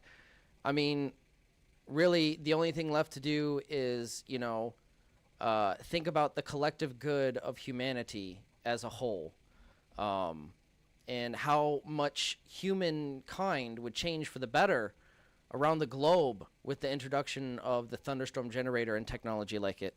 I think the efforts that people like Malcolm Bendall are taking, and the risks that they're taking with, you know, going against the deep state and the military-industrial complex, the industrial fascists, as Dr. Greer likes to call them, which they rightfully are. I think it's very noble, and you know, I applaud the effort because at the end of the day, he did it. You know, this technology is out there, whether they want to talk about it in the mainstream or not. People are building it. People are, you know, researching it and doing their own homework on it, and not just, you know, listening to what the naysayers have to say about it. So I think it's very important, the work that's being done on the Thunderstorm generator, not just by Malcolm, but his team. He has a whole team that is also doing some amazing work, like Jordan Collin, who's kind of like his, he's been mentoring Jordan. And Jordan has done some amazing work with getting this information out to a large audience. And yeah, I just, I'm very thankful that Malcolm took the time to even come on here and on the show. She drops in every once in a while. But it's unfortunate that we couldn't get him on the show today. I sent him the link. I don't know if he received it or not, but, you know, I showed you what he sent in chat, because I don't see it in chat. So that was very suspicious too. Like, how are you going to fucking fake that? You know, you can't fake that. Somebody's fucking with the network. That's how that works. Where I'm seeing it in my base program, but not on YouTube's platform. That's kind of like I'm getting all the raw data, but YouTube platform is filtered. Somebody who has the ability to flick a switch at YouTube fucked with this chat. And it's kind of disturbing me at the moment. So I need to collect myself. Yeah, you guys are going to need to give me a moment before I get back into this. I'll be right back.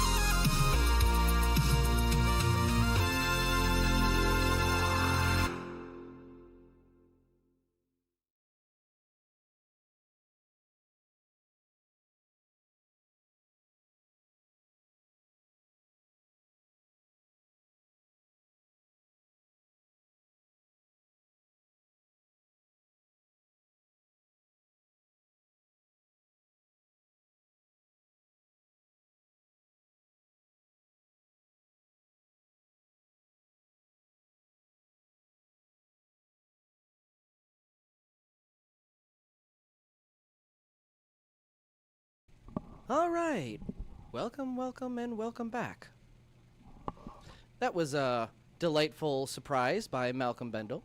Oh, he's on. Oh, let's see. Oh, yeah, I got a connection. Show on stream. Hold on one second, Malcolm. I don't hear you. Give me 1 second.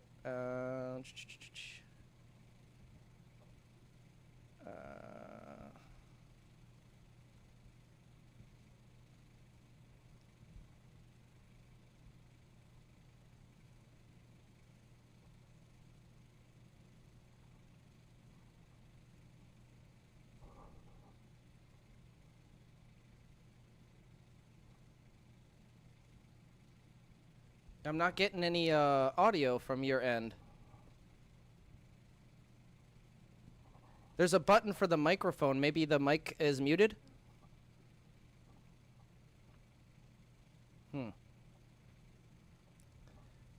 This is... You can hear me though, right? Sounds like he can hear me, but I can't hear him. Give me 1 second. I'm gonna disable my headset. Sometimes it screws with things.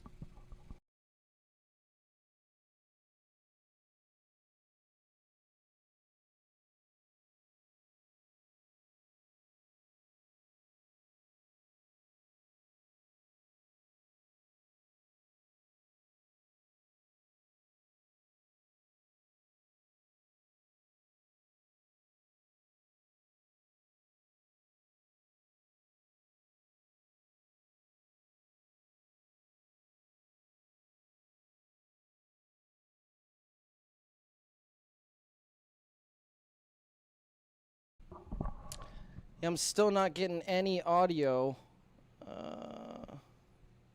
You know what? Let me...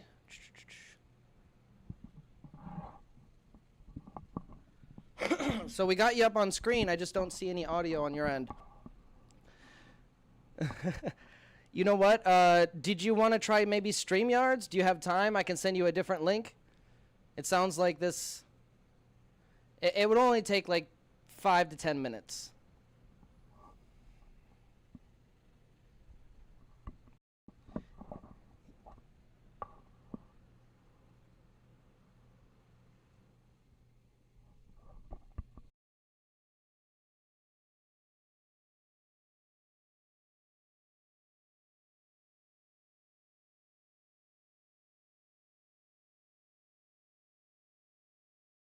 Here, I'm going to send you a StreamYard link. So this is what I'm using as the internal device for Streamlabs. Sometimes it's a little glitchy. I'm going to take you off screen, and I'm going to send you another link.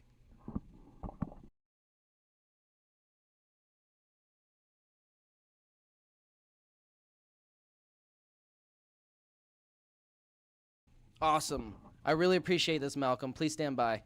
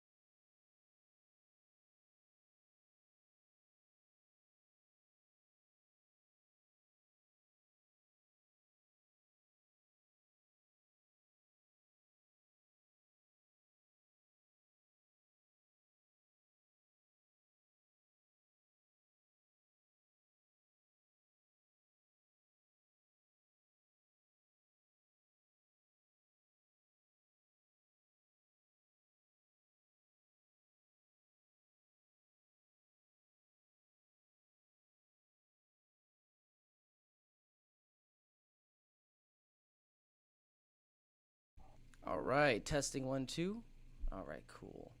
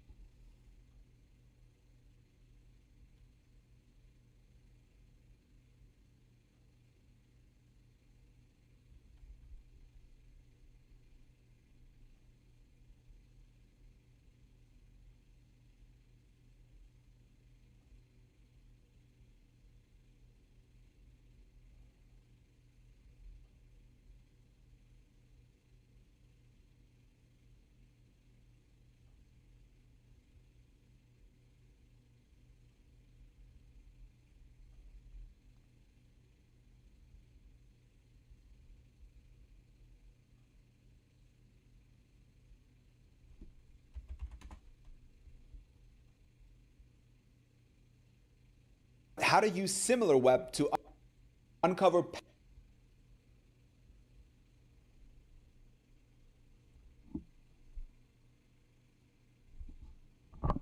All right, I believe I have everything set up.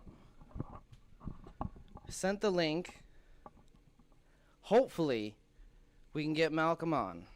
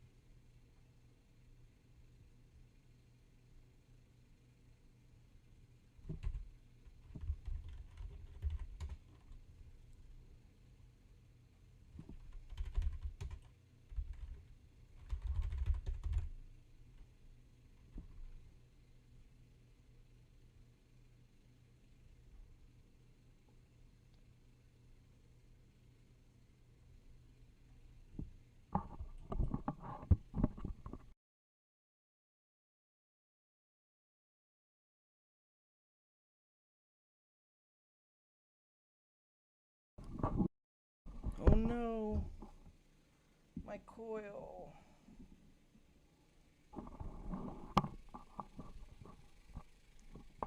So it might take a few minutes for the email to go through like it did before.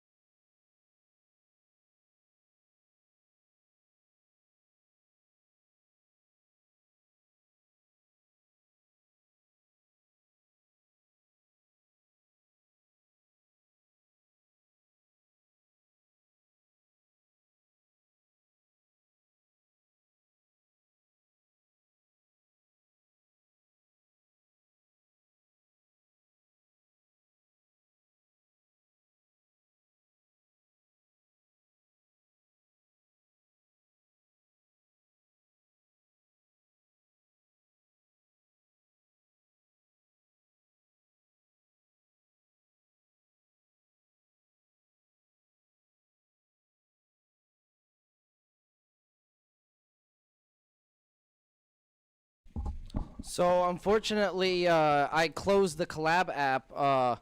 He's back on, but the link is no longer active, Malcolm. I'll have to send you another link for the collab cam. So I can send you a link for the collab cam if you want, if that works better for you. I'll send you another email. Just give me one moment.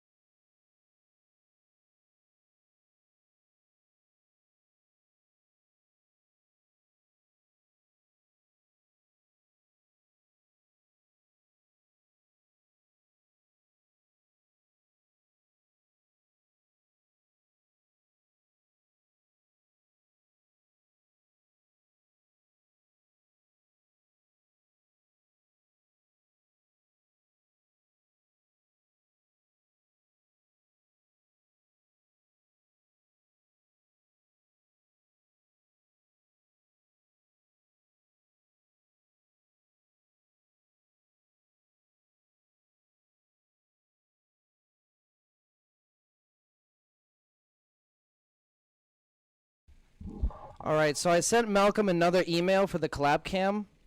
So he has two links now that should work. The collab cam, if that works better for you, Malcolm, and the StreamYards link. So I'll be monitoring to see which one goes through. Let's see.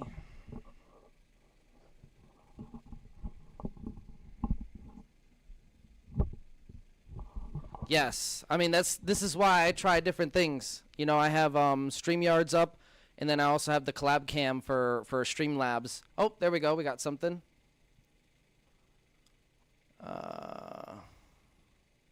Hopefully. Oh, there we go. Can you hear me? I don't have a picture for you, but it's okay.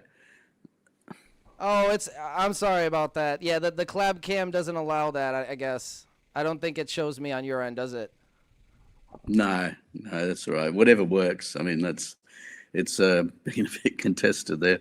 But at least we're on the thing, and I'm a bit tired, but I thought it's about time we got to catch up, and there's a lot at least we can sort of arrange for, other times. I've been up tonight. I've been up most nights, actually, because I've been working with Robert Haralick in New Mexico, Albuquerque, New Mexico, on the new book, the scientific book, and then the paper for Nature Scientific to round off the, here we go. Here's my prop. Oh, nice. Awesome. Yeah. Brilliant. So that's what we presented at the in Sydney, with the 40 people from the National Party, and it went really well. We presented the engines, and it's all going well. And so this is the book, and this is Oliphant, who actually was the one that actually really built the atomic bomb. And so Roland goes through that. And of course you can still get online, strokefoundation.earth.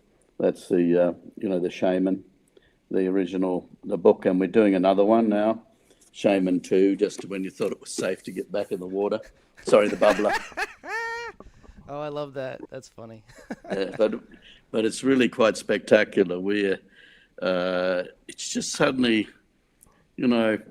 all the deep state interference and all the, all the plants and all the things to try and stop us. But I think we've finally got there. I mean, I think you see Jordan's been pumping out a podcast about every 3 days. I think we've just outgunned him and outflanked him, Yeah. Like I said, the ball's rolling. It's just a matter of how fast it's going to roll and get to the bottom of the hill, Oh, it's huge. You got no idea. There's sort of the synchronicity of all this stuff is just crazy. Like we're in, can't say much at the moment about, but I can talk in generic terms. We're at the top of the rung for all the data centers because we're best practice. 50% increase in fuel efficiency, no pollution. So that ticks all the boxes, and it's necessary. So, and basically, we slowly weeded out all of the deep state shrills and the people trying to stop it. I mean, it's not that they're not trying to stop it still, and that's why I look so worn, because I've been, having to deal with it, good stuff and bad stuff night and day. But the conference has been, the presentation with Roland with the book, The Oliphant, that was just in Sydney, I said last night, and the boys, 2 nights ago, it was Monday night, Australian time, and it was on Tuesday during the day we did the presentations with, there was one standard engine, and then we had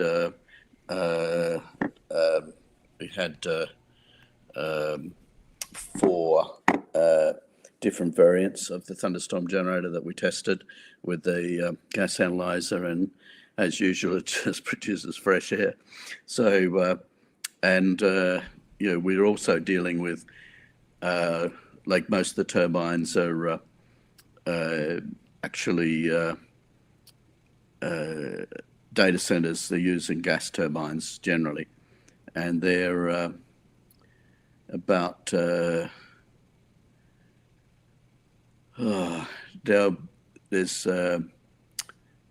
there's 6 of those in the current data center that we're working with, and we've got jet engines. We've got 3 of them now, 2 of them here in India that we've retrofitted with the Thunderstorm generator, the big one. And I could probably show you a picture of that, actually. It's actually the one that's on the Shaman diagram here, on the book, the big, there's the Caterpillar engine, and that's the big spheres. Right, the big That's one. the 24-inch sphere, yeah. Well, we've put that on now, the turbine. Actually, I can show you a picture of that, probably, on my phone here. So,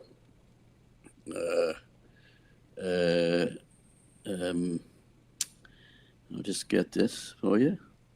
Because we've done some, it's been pretty spectacular. There's been some really good work. The team's been really, really good, and everyone's been firing. I'll show you something interesting. This is the picture of the. This is the air intake that we've designed. Yeah. For the intake of the for the gas turbine. So this is from the vacuum side, and I'll show you the picture of the turbine itself. A minute, I'll get it here shortly. Get on to signal.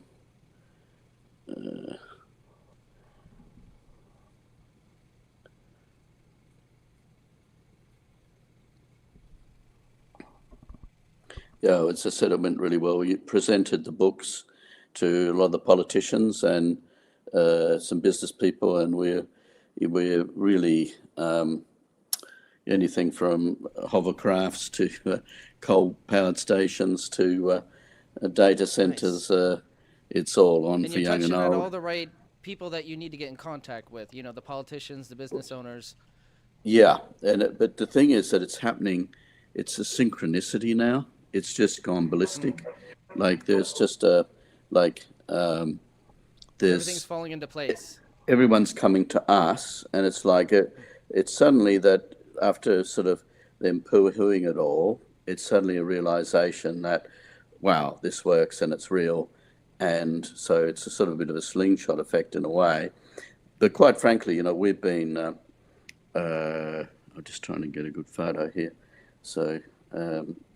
We've been so flat out ourselves with everything, with the production and design work and assembly diagrams and the assembly lines, and you know, there's multi-millions of dollars being spent on getting everything ready. Yeah. So I just sent it. This is a picture here. Hopefully that's the gas turbine.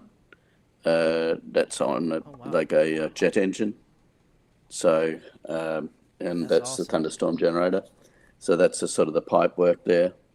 And then in the background, there's the other engines there as well. So it's serious stuff, yeah. It must be really kind of surreal to work on something for so long and then finally see the finish line. Yeah, and it all happens at once. You don't even get time to think about it, yeah. Just like 1 minute it's not there and the next minute it is, yeah. This is right. Well, you know what they say about change. It happens gradually and then all of a sudden. Yeah, the and suddenlies of God, yeah. And this has really been and suddenly. So that's another picture of that, yeah. So you can see the big Thunderstorm generator there. That's a 24-inch, you know, 2 spheres. And also we already did the test work in London years ago. We had it on the generating into the main power grid. We had a test with the main power grid, with the generator generating in, and my partner's there. We're putting it on they have a gas flare. We're putting it on that, and we have the prototypes for chimneys. We have now in Australia, I think there's about, there'd be about, I don't know, now in the probably something like 12 or 14 prototypes, all different things. You know, we've got one jet engine in with the Thunderstorm generator on in Melbourne, and we got 2, as I said, in India, and you know, we're just finishing up kitting them up, but we do have around about I think it's about 14 engines. You know, we got like the petrol with a carburetor on it, petrol fuel injected, diesel injection, and we got the standard engines, and then compared to the Thunderstorm generators, we're still perfecting the different sizes for the different engines, but we're fitting up the cars. Like we're at Cosmic Summit, we had the Sam and Eli, who are now in Egypt, by the way. They're having a look at the pyramids. The pyramids being the basic bottom line for. I've got actually a key to the pyramids I was given by the Egyptian government. That the angle of the King's Chamber is 25.92 degrees, which is actually the melting point of hydrogen, and the angle of the pyramid is 51.84 on the outside, which is 5184 is the number of time that I use in my technology. It's 51.84 square inches for the 432 spheres in total, and it's with the constant. But anyway, so it's all right there encoded, right? Yeah, there encoded, right in front of our eyes. Yep. There's the 6 days of creation is 518,400 seconds, and the moon travels 51,840 miles in 24 hours.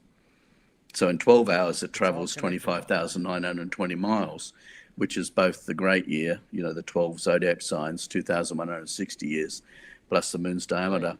It moves its diameter every hour, so that in 12 hours, it's the 12 zodiac signs, but it's in miles. So it's traveled 25,920 miles, the same. So this is the link between the actual, the link between time and space. And it's all, you know, it was simple discovery that time itself was the seeing eye pyramid, actually on the dollar note. It's actually what time is. It's a mirror image, and the mirror planes on the pyramid, because there's sort of 8 sections to the pyramid, because there's a sort of indentation there in the faces of the pyramid, and they are the mirror planes. So actually, the seeing eye pyramid has a base, and that's 1, 2, 3, 4, 5, 6, and then multiplied at 720, and then the other side 6, 5, 4, 3, 2, 1 multiplied 720. So that's 720 times 720 is 518,400, which is the vesica Pisces, you know, the two circles of the shared radius. And so yeah, all the stuff is, all the notes that I've written, which by the way, we're just trying to get the notes back up again. They've been down for a month because yeah, they just stopped publishing it for no reason. Well, we know what the reason was.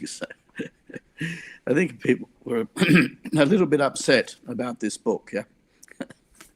So, yeah, and they'll be even more truth, upset like when this book does... comes out in version 2, you know, just when you thought it was safe to get back in the bubble, but that'll be called Murder in Mumbai. Right. So that'll be another the interesting one. Tend to upset people. What's that? Sorry? I said the truth does tend to upset people. Well, yeah, but the thing is that we're going into mass production on several, you know, like continents. You know, it's too late for them to stop it now. And also from the science point of view, we've proved everything, you know, mass spectrometers and all the scanning electron microscopes and independent verifications and stuff like that, the recreations with the truck. Oh my God, it's like endless. It's so beautiful to see everything, you know, been coming out, like, and not just been stopped. Because, you know, you see this stuff every once in a while come out, and then all of a sudden you're like, oh, what's the news on that? And then you don't hear anything, you know. But this is kind of like, oh, it's past the point of no return now, you know, like. Yeah, and I think what, you know, they've done a lot of stuff in the background, just builds and, you know, perfecting the design and learning about the technology. You know, it's a learning curve.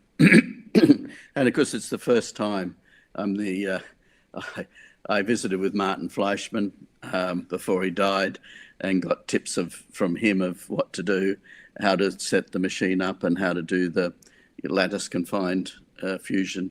And so kudos to Martin Fleischmann. Also had the privilege of working with, you know, when I got infused with plasmoids, working with Guy Belinsky, who was arguably the top scientist in the world, and he was part of the Russian royal family. Yep, as I'm part of the Scottish royal family, King Malcolm V of Scotland. So a bit of royal blood in there, a bit of genetic memory. Going back to King Solomon and his molten sea, which is, you know, plasmoid generator. And so it's come full circle then. It has. It's a prophecy being fulfilled. I returned the Vajra to India, right on the auspicious date. So, and the Vajra, Vidrit Vajra Kita is the name of our LLP, is the new operational company they're about to set up. We're just getting all of the Lloyd's of London and, you know, all different insurance policies together. And that'll be, you know, we'll be setting that up by the end of the year with a new board, and the idea that we go into the new year with, you know, a fresh start with the new company and with the contracts and as I said, everything's going ahead with the data centers and with just general power generation. Our partners in London are Landlogical, and they've been pushing ahead with their projects. And we've got everything sorted. We had our annealer, George Lush, running around the continents. He was just down in Australia. Before that, he was in India. Before that, he was consulting in London, and has been over in America as well. So, it's a big deal, and it's going to be everywhere. It's great to see. And we were just going over some of your slides from the NSART technology, and going over specifically your power plant schematic. Do you have any plans, or can you release any information if you have any plans on developing that, like the spaceship launcher and all that? That looked very interesting. Oh yeah, planetary power plant. Yeah, we're looking at. I've already scoped that out. There's a mountain there's two mountains that I want to use. There's Mount Denali, which was called McKinley. I think it's called McKinley again in Alaska, because it's over 5 kilometers high, 5,000 meters high, and which means it's got nice dry air, and it's got a radioactive granite, which means you can put a shaft down, a couple of miles and fill it with argon. This is exactly what Nikola Tesla did. I'm standing on the shoulders of Ken Shoulders, mainly in recent times. And poor old Ken, I mean, he got caned too, because and he had to, I took a few of his books out of his playbook, tricks out of his playbook, to get that planetary power plant driver out. I knew it'd be labelled top secret straight away. So what Kenneth Radford Shoulders did is that he put in his patent and then sent out the information to 30 universities, and I learnt from that.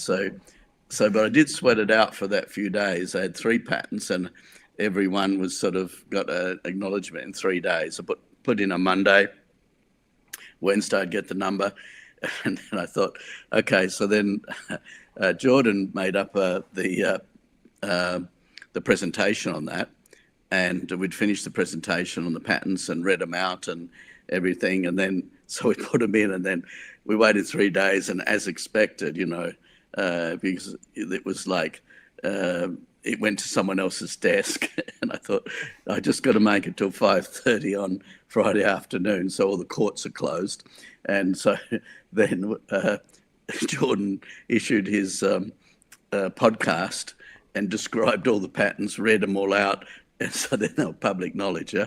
So then they couldn't whack it top secret on it, because it wasn't top secret anymore. Thank God to the internet, and thank God for 5:30 on Friday afternoon in New York, where the courts are closed. Yeah, I guess if enough people know about it, you can't just sweep it under the rug. Well, that was the thing, because this is the Oliphant book. Oliphant, right, which isn't well known. Oliphant was the one that actually built the atomic bomb, not Oppenheimer. So Oppenheimer tell us was a the little bit theorist. about Oliphant. Well, he was Australian, and actually, the unbelievable synchronicity, you couldn't believe this. Our boys went to Adelaide this week and did some presentations, and they actually caught up with Oliphant's stepdaughter, who's now 85, and she's the actual, she's the dean of Adelaide University. Wow. And so Oliphant was a guy that actually figured out how to put together the atomic bomb. He was working with Rutherford in England at Cavendish Lab at Cambridge University, and he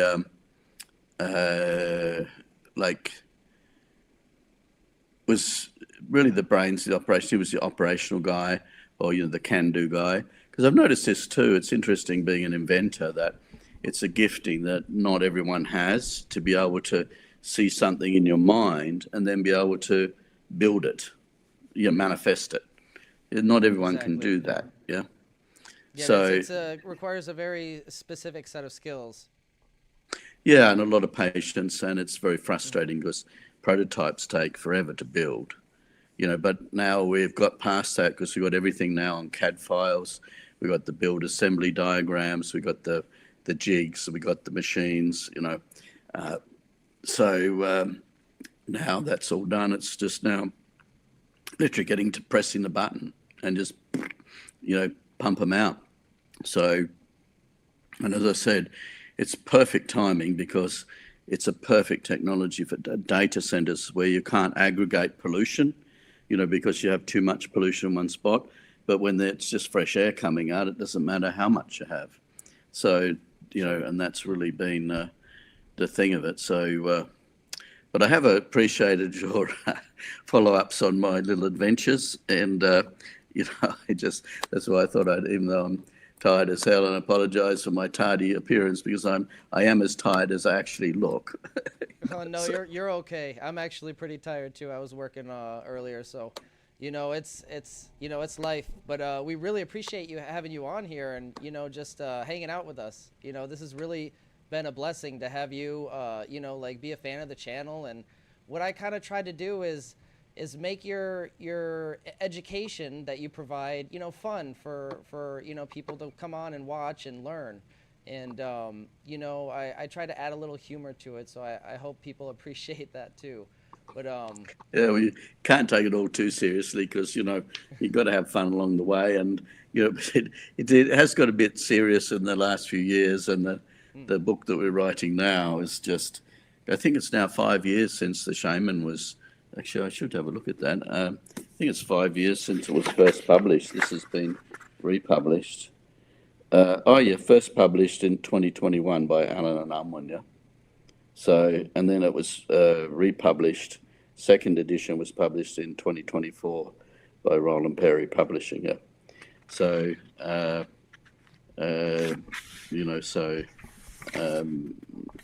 that was because we had this book. When we put it out, we had trouble because the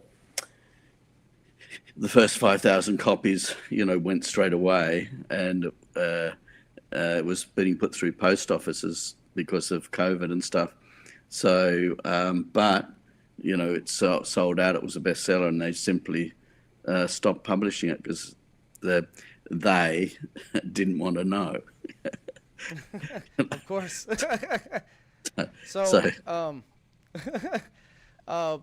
One of the interesting things, because when I first started with all this a few years ago, I was very skeptical in the whole idea of free energy and Tesla's, energy from the aether. But one of the areas that I found that was, kind of easy for me to jump into and test was the rodent coil, right? So yeah, Marco rodent. Right, and specifically the Abha variation from Randy Powell. But one of the surprising things, the most surprising thing actually that I found was, while studying this and a thunderstorm generator and, kind of coming to terms with the fact that this stuff is probably real, I realized once I got my system working, one of the most surprising things is it's doing the same exact thing that the plasmoid is doing. It's creating two counter-rotating electromagnetic fields and compressing themselves. So it's really, that was one of the most shocking things that I learned. But over the process of developing your plasmoid unification model, what was one of the most shocking things that you learned, like specifically from like ancient history? Yeah, I think the thing is that the further you go back in history, the further you can go forward in society or life, yeah. So I think that my journey was very unusual because I had a vision in 1977, and I was only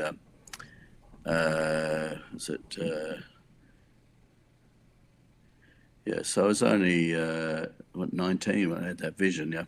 So, and that was my whole life. So that was where I determined that time and space was. You could look back in time and look forward in time. So therefore, it was variable that if you spin something anti-clockwise, like the exhaust, you spin it anti-clockwise, it actually accelerates time. It's death and destruction. So like snake venom, if you got you could have a 4-year-old child meant to live to 70 years, but, gets bitten by a snake, then that's positive charge, which accelerates time. So it's actually, the child still has 70 years of life, but it's accelerated. So it's an interesting concept that you can accelerate time or reverse time. So Is what that the kind of like thunderstorm what we see sometimes the snake twirled around something in ancient sculptures? Oh, absolutely, yeah. Because what you're talking about is that exactly, and even in the the medical thing, you've got the snake twirled around like the DNA sort of coils.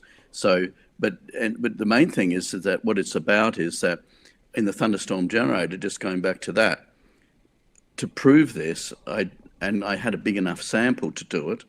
So no one else did, because we produced enough crenulate iron spheres, like I think 129 billion of them, for over 500 hours with the first caterpillar example.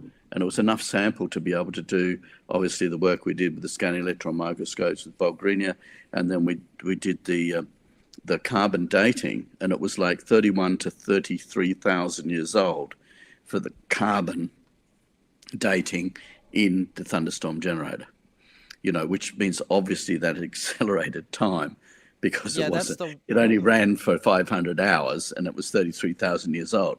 So either I'm 33,000 years old and hide in a car and hid in a cave and then just brought it out, right? Or more plausible is that it actually does accelerate time, and on the inside, clockwise imploding reverses time, which is air over water, which is a negative charge. So the negative charge, you live longer. So, and that's where I came to the point is, you're giving, say in the Bible, you're giving 70 years. Well, if that's 70 years, but then you live to 100, well, the fact is that things like vegetables and, fresh air, in the forest, which is air over water from the trees evaporating, and there's air over water from the sea, that actually extends your life. But the bad winds, which is air over rocks, produces positive charge and discharges you, and that sends people crazy, yeah? Interesting, and that might be why we can't determine why certain locations affect certain people negatively or positively. That is really interesting. I like to explore that a little bit. Yeah, well, I first, this is the thing too, and I'm getting to the stage where, my main mission was to make people conscious of the, after establishing a relationship with the plasmoids, as act as their ambassador, and then they gave me the Vajra, which is like that, and in the Sanskrit text it describes the avatar. You'll know the avatar because he'll bring the Vajra, which is pretty diagnostic. I mean, you can say what you like, but if you don't turn up with a Vajra, then you're not the real deal. So, because that's the Vajra produces the ball lightning, which is a tool to produce ball lightning. The Vajra Vidjit is the ball lightning, and Vajra Kita is the action of that ball lightning. That's why the new company is, Vajra Vidrit, Vajra Kita.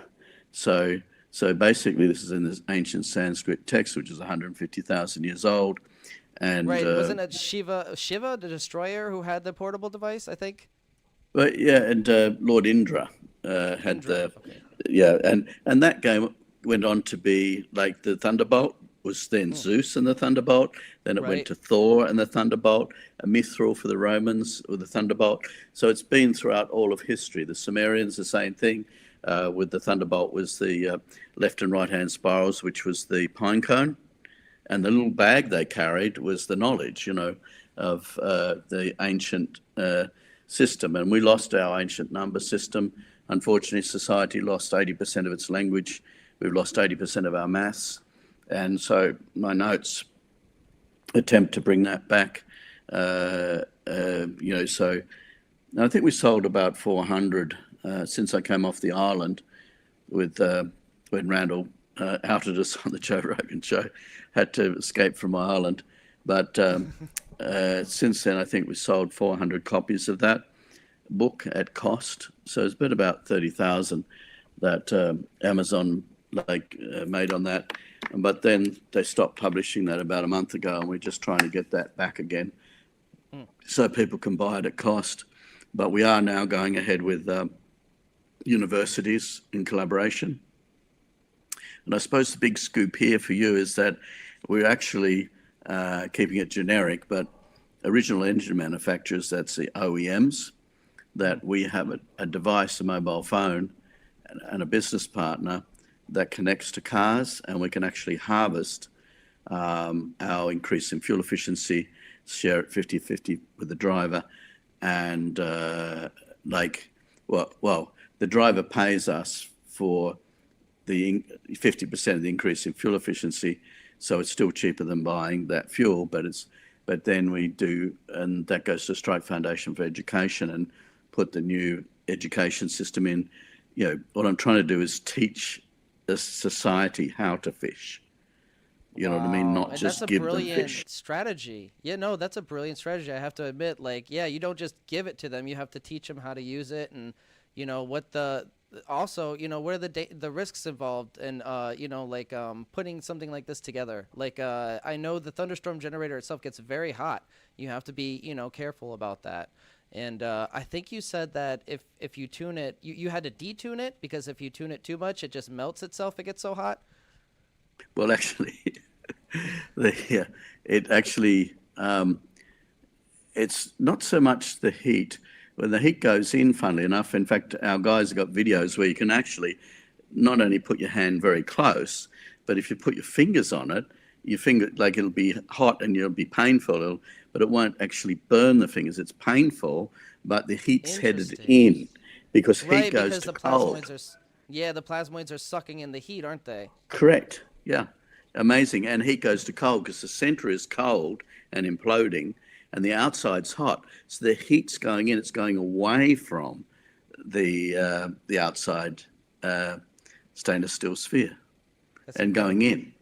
So, and in the middle gets down to minus 80 again, 864, minus 86.4 degrees.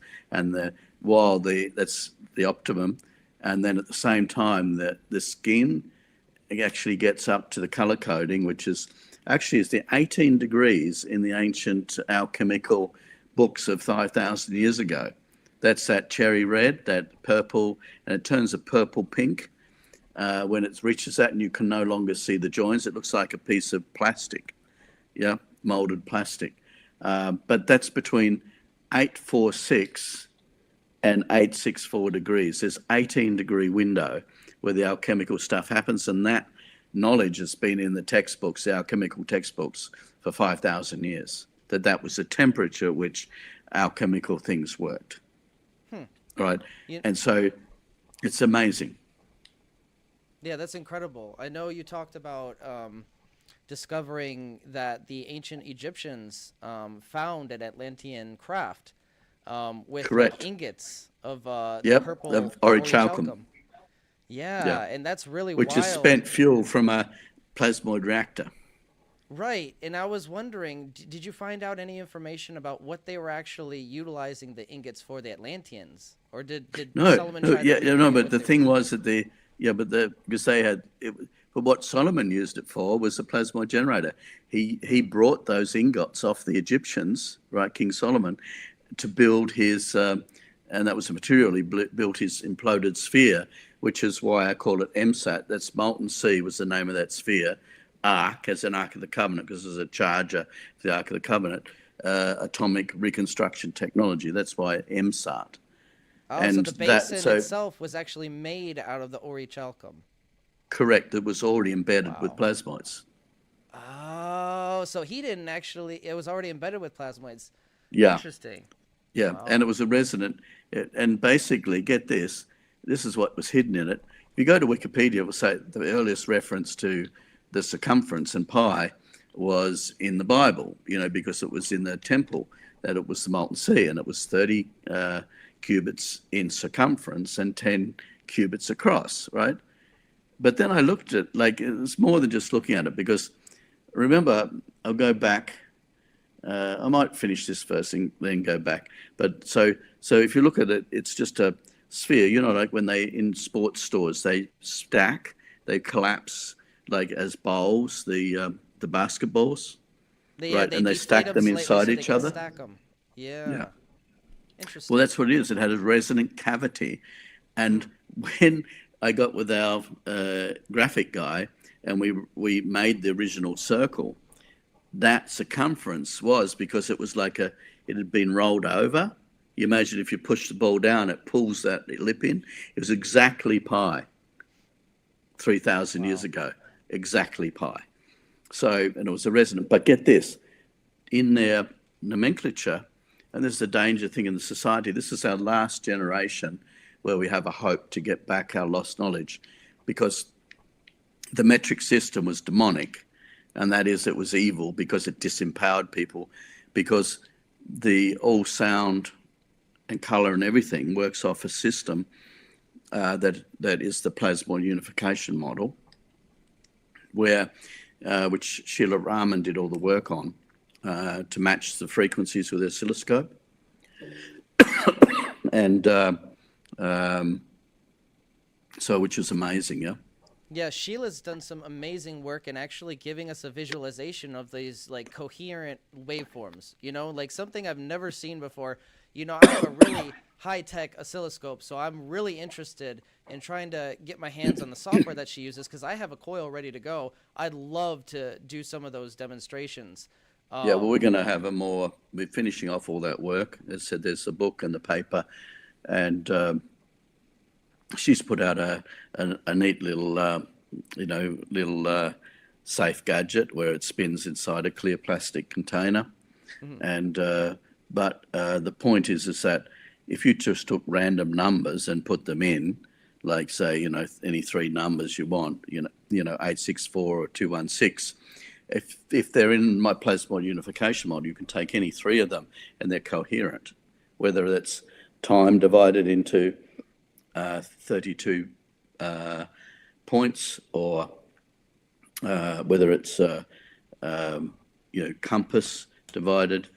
No matter what, they're all coherent. You can take any number on that chart and they'll form a coherent, because it's all coherent, right? Whereas if you just picked other random numbers, three of them, there'd be just a jumble. So there's a coherent system which we lost, and that the plasmoids are brought back, because I infused myself with plasmoids, spent 3 years building the machine to do it, cooked my blood up to 250,000 volts every 3 days for 3 months. And that whole video of that came out. I thought it was lost. But the guy that took the video then and actually went in the machine after I'd left, I think 60 times, it's all there. It was all captured. I thought it had been lost, but that came back only a month ago. It was extraordinary. That's awesome. Hopefully we'll get to see a sneak peek of it if you were comfortable releasing that. I don't know. No. We've done Jordan did a podcast on that. Oh, he already did. Oh, so I'm out of touch with the latest in the news. Jordan's been pumping out podcasts every 3 days, so no one has enough time in their life to watch all his podcasts at the moment. But it's sort of on steroids, and it has to be. Yeah, get an update, but because that's incredible. I know you infused yourself with plasmoid. So does that entail negative electricity? Yeah, negative charge, which is implosive, and actually in that video, because I did my work through, because I had permission, because I was like a very important asset for the world, as the chief scientist for China, for 3 years. So doing their resource development stuff, and also working with alternate energy section of Sinopec, which was cold fusion. So and then I was, I was working with Professor Zhang Waxin there, because I couldn't get the breakthroughs I needed. But then I just thought, I can't do this. I'm not smart enough. So I have to infuse myself with plasmoids, because they're the universal intelligence. They are the Akashic record, and they're the Kotlinski cloud, and the... So you have a daily connection to the plasmoids, or is it like a collective consciousness for the plasmoids? No, I am half plasmoid now. I view myself as, I infuse myself with plasmoids because I had disposed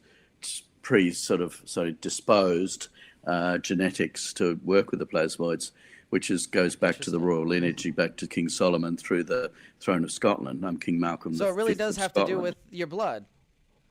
Correct. Like literally. Interesting. The blood corpuscles are toruses. They're imploded spheres. Yeah. And they have your heart's a plasmoid generator. Your heart has 7 spirals of exploding muscle and 7 spirals of imploding muscle, one twisting clockwise and the other twisting anti-clockwise. So it actually, when it creates a vacuum, it expands the bubbles, the gas in your blood, and when it pumps, it implodes them. So it's a plasmoid generator. So all your consciousness comes with plasmoids, and you are a plasmoid. Every element is a plasmoid, and there is nothing else but plasmoid. So in the Sanskrit text, which I was taught by a Tibetan monk, and that's why I have all my, kung fu hand forms, both left and right hand. So because it was teaching about force and power and frequency and harmonics, and so the force of the plasmoids, like the plasmoids are the universal consciousness. So by infusing myself with the plasmoids, I got hooked into the Akashic record. So so I'm 24 hours a day working with the plasmoids, because there is no time and space for them, right? And they are the sort of sentient non-biological life, and I'm the sentient life. And that's why I went on the island and prayed and fasted and got away from humans, so I didn't have that interference, so that I could just focus. And I downloaded That makes sense, though. That does all make the sense. notes that we'd lost, all the knowledge we'd lost. So, and then the most powerful entities in the universe, and Lord Indra didn't wield the Vajra as a weapon. That was, as such, the weapon really was his mind and his relationship with the plasmoids, because the plasmoids are everywhere. So in all things, and the structure of as I said, when a plasmoid is created, it's the thing that pulls the blood corpuscle in. So and so all life and every element is a plasmoid in structure, in form and function. So, and the whole transmutation of the elements is simply that if everything is simply, and this is, I view it as just like a racetrack, which is the simplest thing. The scale electrics you used to play, on the racetrack. Really, electrons, protons are just another red and blue cars on the racetrack. You just add them in, and when you got the 0 point, which sucks in protons and electrons and then distributes them and then compresses them in layers, because you've got positive, negative, and the eye of the wall of the hurricane is really where the energy feeds in from, and it's angular. It feeds in on all those angles, and that's the planetary power plant you mentioned earlier. And I have spoken to the Indian government about putting that into the Himalayas, and my plan is that original plan was put it in Greenland, or there's a mountain there, but it's a bit low. But the best place in the world for a planetary power plant, which I believe it already has one there, a pyramid there in Mount Denali, and that's highly top secret. But I want to put in a shaft there, and I don't know the audience wouldn't know, so I better say it. Nikola Tesla had exactly the same design as my planetary power plant. And if you go to the website, strikefoundation.earth, you'll see that design. And it's a static generator. So what I do is I fire up the the ionized path with the plasmoids to ionosphere, draw down all the energy, split it through tunnels that are just full of argon with copper, like plates at the end, and it splits up naturally. All the frequencies naturally go to an angle, and so then you just put them into capacitor banks, and then stack them together as like inside each other, right, as a coherent thing, and then you fire them back up to the Schumann cavity, and then you can only 5% loss in energy, and you can, the whole planet is a solar panel, and there's enough energy there forever. Now, that's what we used to have. Argon, does that dissipate? Do you have to refuel the argon at some point, or is that kind of like? Well, the atmosphere is all 1% argon already, but how we treat, this is from Martin Fleischmann, because I asked him, well, how do you do it? And he said, Malcolm, spend 6 months preparing the metal and 1 hour doing the experiment, not 1 hour preparing the metal and 6 months trying to make it work, which it won't. Right. So his point was that that the plasmoid's like square boxes, because then you've got no magnetic fields. It's only when you stress that box, and curve it, that you go to face-centered charge, which is magnetic, whereas centered charge is non-magnetic. The thing about that is that the magnetism is actually a disruption of the field, of your ethereal field. So, and that in our case, we want the plasmoids to be sitting in a square box. So you have to anneal the metal, that is heated up, so when it recrystallizes back into a square, right? So when we punch those spheres, all this crystal lattice is bent, So, but when we anneal it, it goes back to the original perfect square. And then we infuse it, while it's still red hot, we infuse it with argon, which means under pressure, which means it drives the argon into the matrix, and literally then the door's shut when it's cooled. So that's locked into the matrix. So that means that the argon is like a connector between everything, and that's why our spheres glow at the plasma color of argon. So argon plasma awesome. color is the color of the spheres. That's really cool. So, yeah, because anybody who's dealt with, like noble gases and experiments with Tesla coils, that they can produce some really vibrant colors when they're, electrified. So. And I love Paul Harris's work on the combination of the noble gases. That's quite insightful and very smart. Yeah. Yeah, that's really neat. So I don't know if you've probably heard about all the new scans from the pyramid that have come out of the huge cavity that they found underneath the Great Pyramid of Giza, with the giant. Yeah, it's like almost giant rods. And I'm wondering, do you think that Nikola Tesla knew about those rods, or based, his designs around the pyramid structure at all? Yeah, well, his actual design, it's good for people to know that. Actually, I'll tell the history, because some people don't know the history. In fact, a lot of people. And there's been a by design, because they didn't want people to realize what happened to Nikola Tesla. Nikola Tesla were funded by JP Morgan, who owned all the railways and oil fields and was carrying oil around the country, and he had his shares in all the automobile companies. And so basically, Nikola Tesla in 1906 drove a car from Canada down to Miami with only 7 aerials. Yeah. So tuned aerials and a tuned electric motor. And so he got up to 60 miles an hour, no petrol, no batteries, just a tuned electric motor. Right. And then he went to JP Morgan and told him what he'd just done. And it's documented. Everyone knows it happened. And then said, well, this is the Wardenclyffe Tower, and, everyone can have free energy. He said, well, I can't put a meter on that. And so then, mysteriously, Tesla's lab gets burnt down. He calls in the loans and he cements over the Wardenclyffe Tower. Now, the main thing about the Wardenclyffe Tower and all this technology, it has to be well grounded. That's why I want a 5-kilometre deep tunnel. And the tallest granite outcrop in India happens to be over 5,000 meters, about 5,060 or 70 meters or something. So I just wanted to get up on, there's the highest road, and drill a hole down and then just make a shaft down, because that really connects it to the earth, and the argon gas that you would fill that shaft with. And then you have the same as the plasmoid unification model.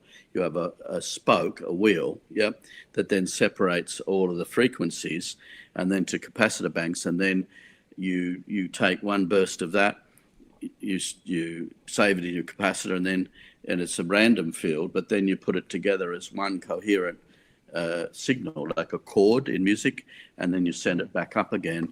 And then that means that you could power cars in America from the planetary power plant in India. Wow.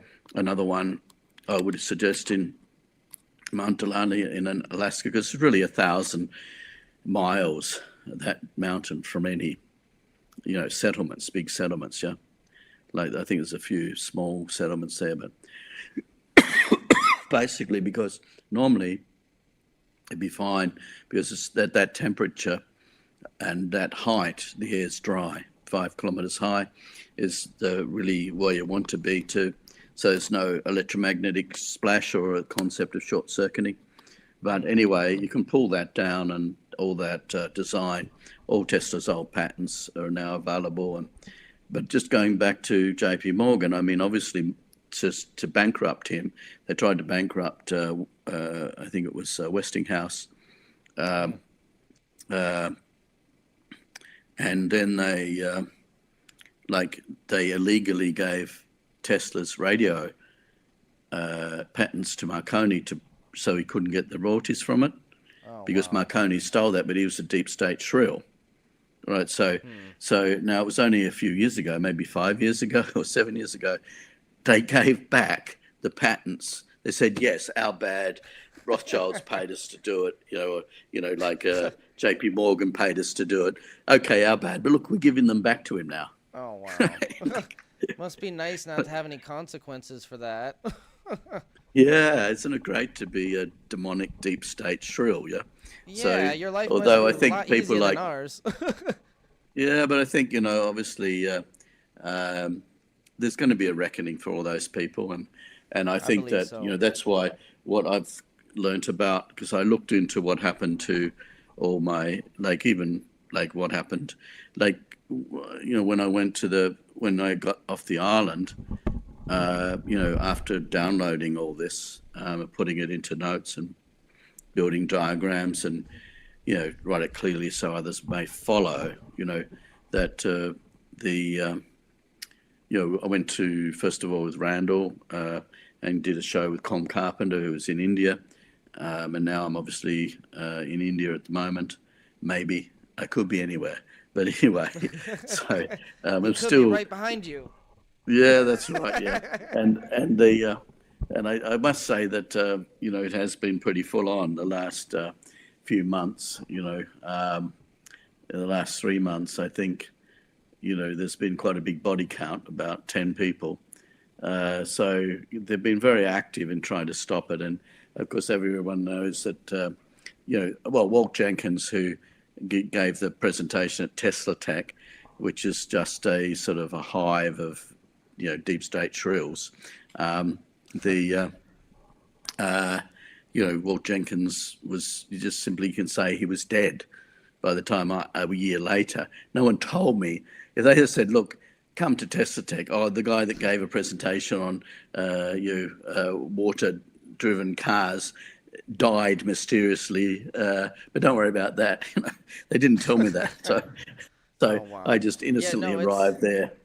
It's like anytime you see some of this, like the Breakthrough Energy Conference, we haven't seen anything interesting from them. It's like they either start out legit and get taken over, or they're illegitimate from the start. And it's they're just execution chambers. Like all those things are run by the deep state, and they're simply mousetraps. You go into those conferences. Yeah, like honeypots. Yeah, they're honeypots, and they just go in, and then next thing you're disappeared. Bankrupted, or there's different ways to disappear. Because when I spoke to Martin Fleischmann, he was a broken man, and after 10 days with him, I promised I'd finish his work, and I'd learn from the media really did a number on him and Stanley Pons, and it was really unfortunate hearing, because obviously I wasn't living during the time, but hearing about their story and hearing it from Bob Grenier about how ruthless everybody was to them. It was just it's got to be very frustrating. You devote your whole life to something, and that's the way it turns out. That it can't be the end, and it's not, obviously, because you're here, and your work and the work of like Jordan Collin and Bob Grenier and Randall Carlson. I admire you guys, because at the end of the day, you're the real pioneers of the future. You know what I mean? Like it's you guys who are going to push us to that precipice where we're going to be standing in a new society, a better society. Yeah, with available energy. And, the thing about the Thunderstorm generator is it's the beauty of that technology is the waste energy recovery system, because, when you put $100 worth of fuel in your car, only $33 goes to driving the car. The other $66 is wasted. So you're paying a tax for what? For nothing. For nothing. Yeah, exactly. And you also, it's a waste. then they get you for that tax, which is effectively a tax, because, the 1923 patent on the Ford Model T Ford had two carburetors. One was water and one was petrol. Right? So and then the oil companies came in and said to the car companies like Ford as well, wait a minute, that's just a little bit too efficient. We want to sell more oil, so and so that's really the story. But this is like now got to the stage where, because of the pollution and that, it's a time for this technology. It fills in the gaps. It's not new. And Stanley Meyer, built it, but he was dead, murdered by people from the Netherlands. It's compatible with our current technology. It's not going to be too disruptive. That's the brilliance of it. At the end of the day, we're not having to radically change our way of life to actually get this technology implemented. I think just 4 bolts. Yeah. 2 bolts to bolt on the exhaust and two bolts to bolt onto the space on that. And that's the whole thing about it. When I designed it, I could have done a lot more complicated things, but what I disciplined myself on is nothing else but what's happening in the engine and the generator, right? So the only compromise was I couldn't figure out, I could have put probably a generator on it, but it would have, I did think about having the suction of the incoming air or the exhaust pressure driving a fan, but that creates too much back pressure. And so anyway, but we just use the generator power to power the UV light. But the rest of it just works on the pulse of the piston. It's very simple, and just left and right hand spin. And when those spins collide in the center, you got spinning one way and spinning another way, they lock. And that lock creates a tornado, because it's the eye of the hurricane. And so, as soon as the eye forms on the hurricane, the wind speed increases on a limb 1,000 miles from that. You know what I mean? It's very, very symbolic.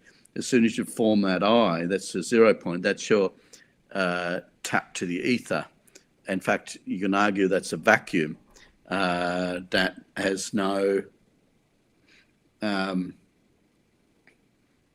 is unlimited in its power in actual fact, because it's actually tapping the ether, which is, by old accounts about 10 to the 36. And so you only have to tap a small fraction of it. And, and you've got, all the power in the world. But with our machine, we're just tapping. If you tap that, go back to the fuel tank, 33% goes to drive the car, 66% wasted. If you recover half of that waste energy, it's the full power of the engine. It's remarkable. I mean, and it's paid for. I'm somebody you who paid hates for it. to waste energy. I'm sitting here with a Bedini SSG charging a battery with another battery. The source battery is at 12 volts. The charge battery is at 12.6 something. Yeah, I think we can get past that. Yeah. So, and that's. But yeah, really, it's remarkable.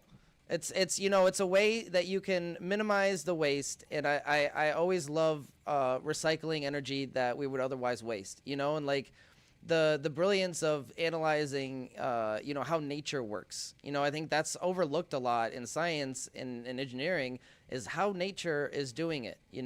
Is usually the most effective, the most efficient. Well, it is, because it like always uses implosion. And to simplify it, this conversation is simply nature uses implosion and stupid humans use explosion. Explosion wastes energy, implosion concentrates it.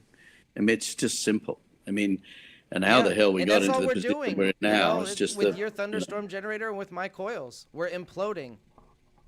Yeah. Yeah.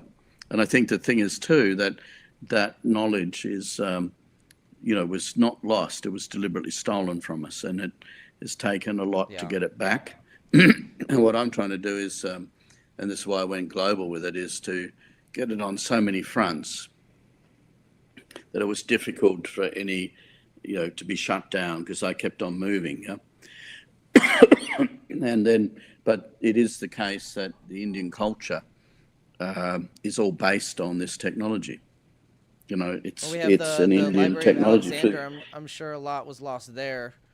And then, what do you think about some people who say there might be a hidden chamber underneath the Sphinx with a bunch of information, like I mean, that's I was privileged enough to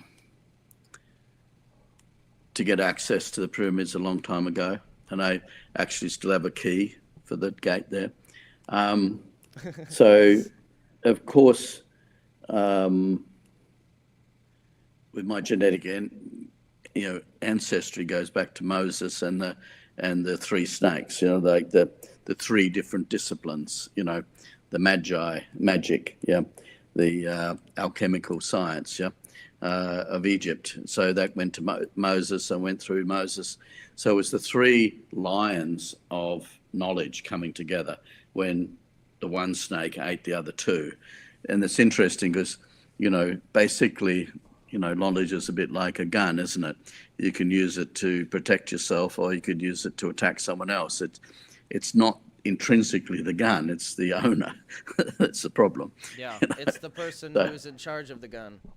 Correct, yeah. And I think my definition of good and evil has served me well because I simplified it because I had different teachings. I had Eastern teaching through my Tibetan monk teacher, and then I had Western teaching, on the spiritual side, through the top spiritual leader in Australia. So, and then I had my Aboriginal heritage, which is 25% Tasmanian Aboriginal, which has given me windows. And my genetic is different to the rest of the world. It's the oldest race in the world.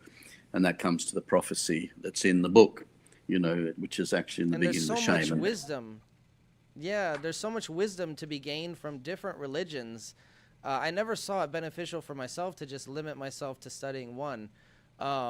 It's almost like, like you said, there was some kind of common knowledge way back then, like a common, governing body of that knowledge, some well, they could listen to their plasmoids, and that's what the shaman is. Shamanistic is you're listening to the hand of God. The plasmoids are the thermostat of the universe. They're the homeostatic mechanisms that make sure that the moon's traveling at the right speed and it's the right weight. And so, they're the non-biological intelligence, and we're biological intelligence.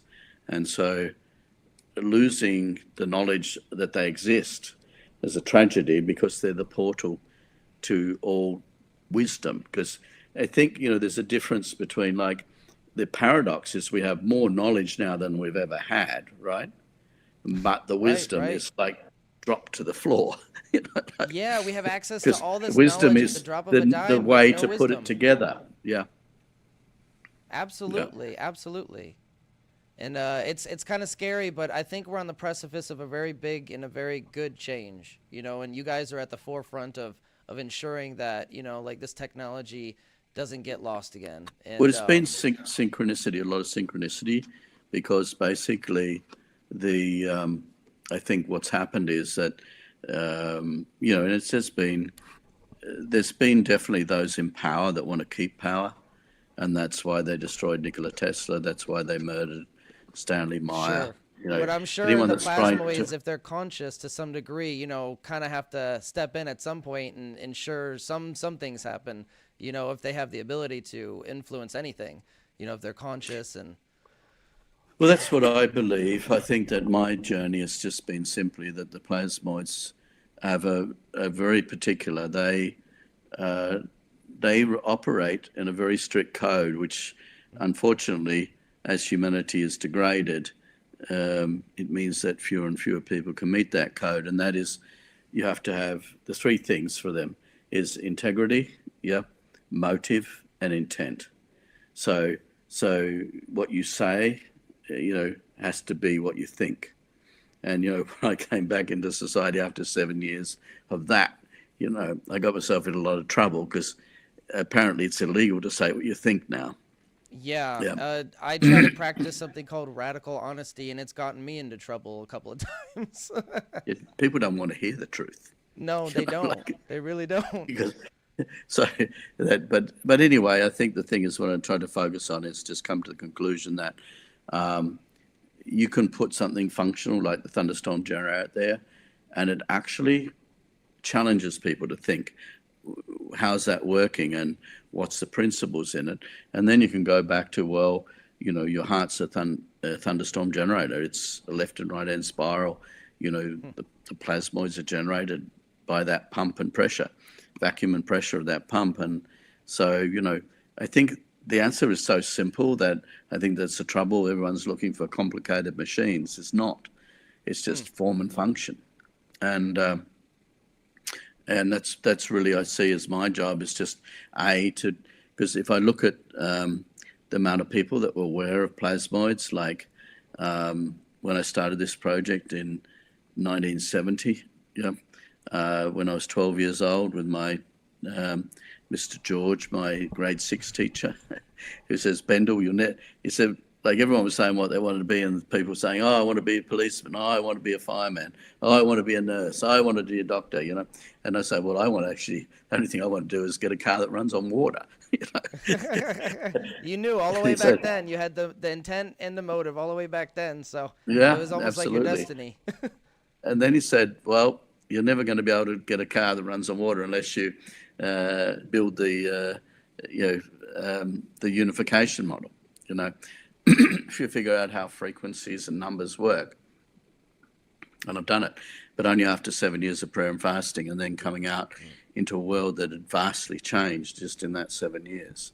But now I really believe that it's now because of the serendipity that we're now there, that we are at the dawning of the age of Aquarius, and we're gone from the dark ages down, and now we're going up.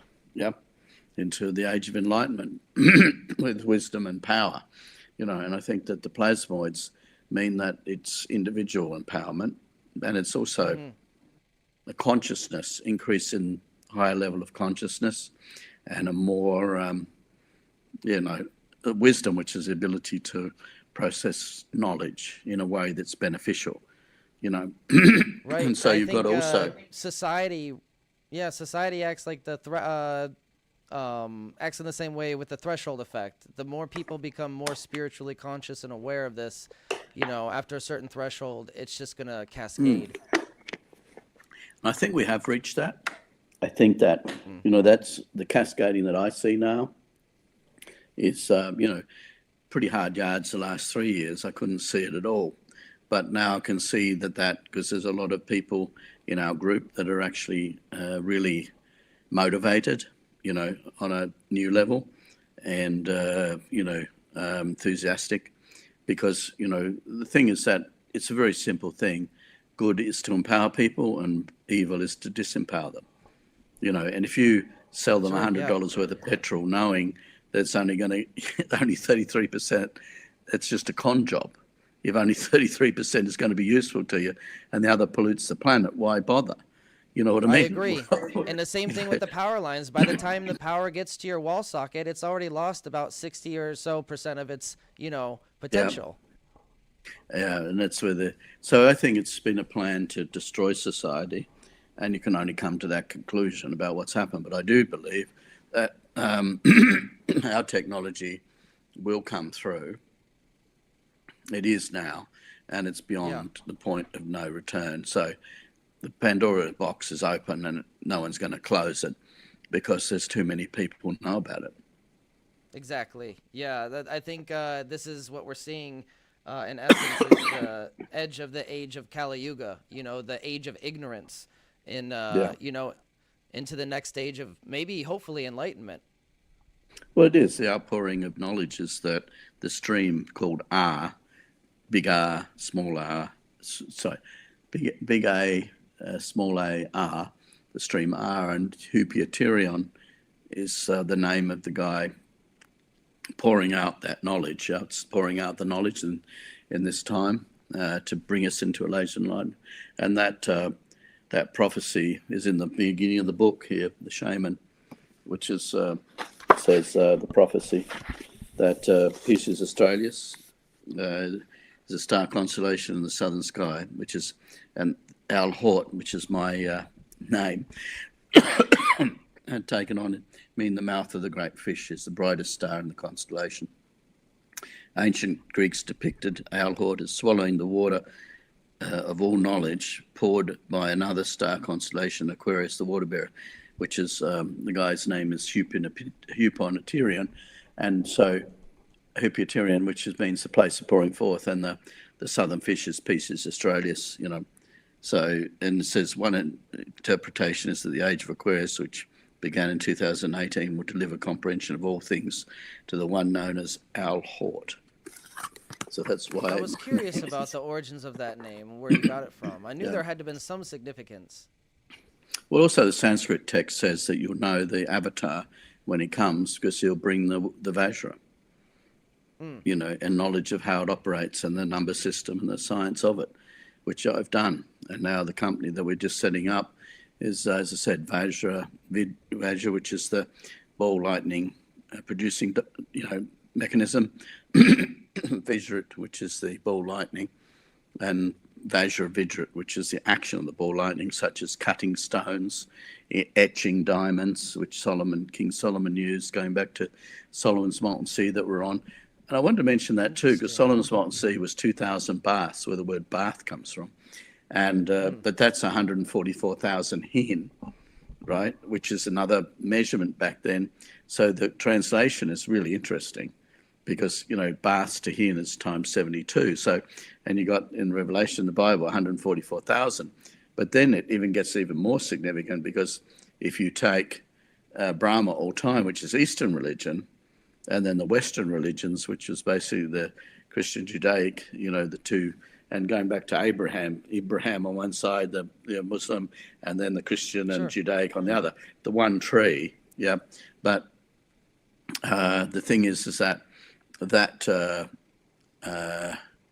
you know, that knowledge tree and that you know, the East and West, I figured out it was only like, I think it was like 8 years ago when I went onto my island anyway, actually 9, 10, 11, and 10 years, that I realized that if you multiply 518,400, the 6 days of creation in seconds, by 60 to get arc seconds, you get 311040, which is Brahma all time, which links the two religions to the same concept of what time is, and all the measurements there, the cubit and inch and all the rest of it, go back to the Sanskrit text as well, and also obviously back to the pyramids. And so all of that, those measurements, you know, the royal cubit and the cubit, and they're all the only numbers that actually match time itself. And you have to be resonant with time to build anything, like elements or anything. So basically it means That's interesting. Because, you know, words can be mistranslated and lost over time, you know, the real intentions, but numbers are kind of constant, right? Where, you know, like if you have numbers in different religions, you can kind of, you know, at least hopefully connect them that way. And that's what you did, you're saying. Well, yeah, the Kali Luga is the, you know, your time periods, you know, 43,200 in the, you know, all the same numbers. Yeah, 432 is the radius of the sun. You know, the pyramids are 43,200 scale model of the Earth. You know, and so you see those numbers everywhere. So, and they are the common language because you can see that they're telling about a current truth, and you can't change the truth. And that's what I like about all these absolutes. You know, the diameter of the sun 864, the radius 432, and then 216, which is the you know, the the diameter of the moon, and it travels its own diameter every hour, and that's the same as the Right. 2,160 years. So then you've got a just wanna match say, like, between time and space. Right, and I just want to say, like, a skeptic could come in and say, hey, one of those things could be a coincidence, but not all of them. You know what I mean? Like, there's a definite correlation between these different celestial bodies and the very reality that we experience. But I think you and I should go out in the street with a oscilloscope and just say to people, pick 3 random numbers, and then we put them into the oscilloscope, and it'll just be a jumble, right? Then I'll show them my model of the elements, which is thousands of numbers, and say, pick any of those 3, because some are to do with time, some to do with colors, elements and stuff. Any of those 3 numbers, and that'll be a coherent. So that means that it is coherent. So you can't make that up. Either it is or it isn't. Yeah. And the unification theory means it all has to be coherent.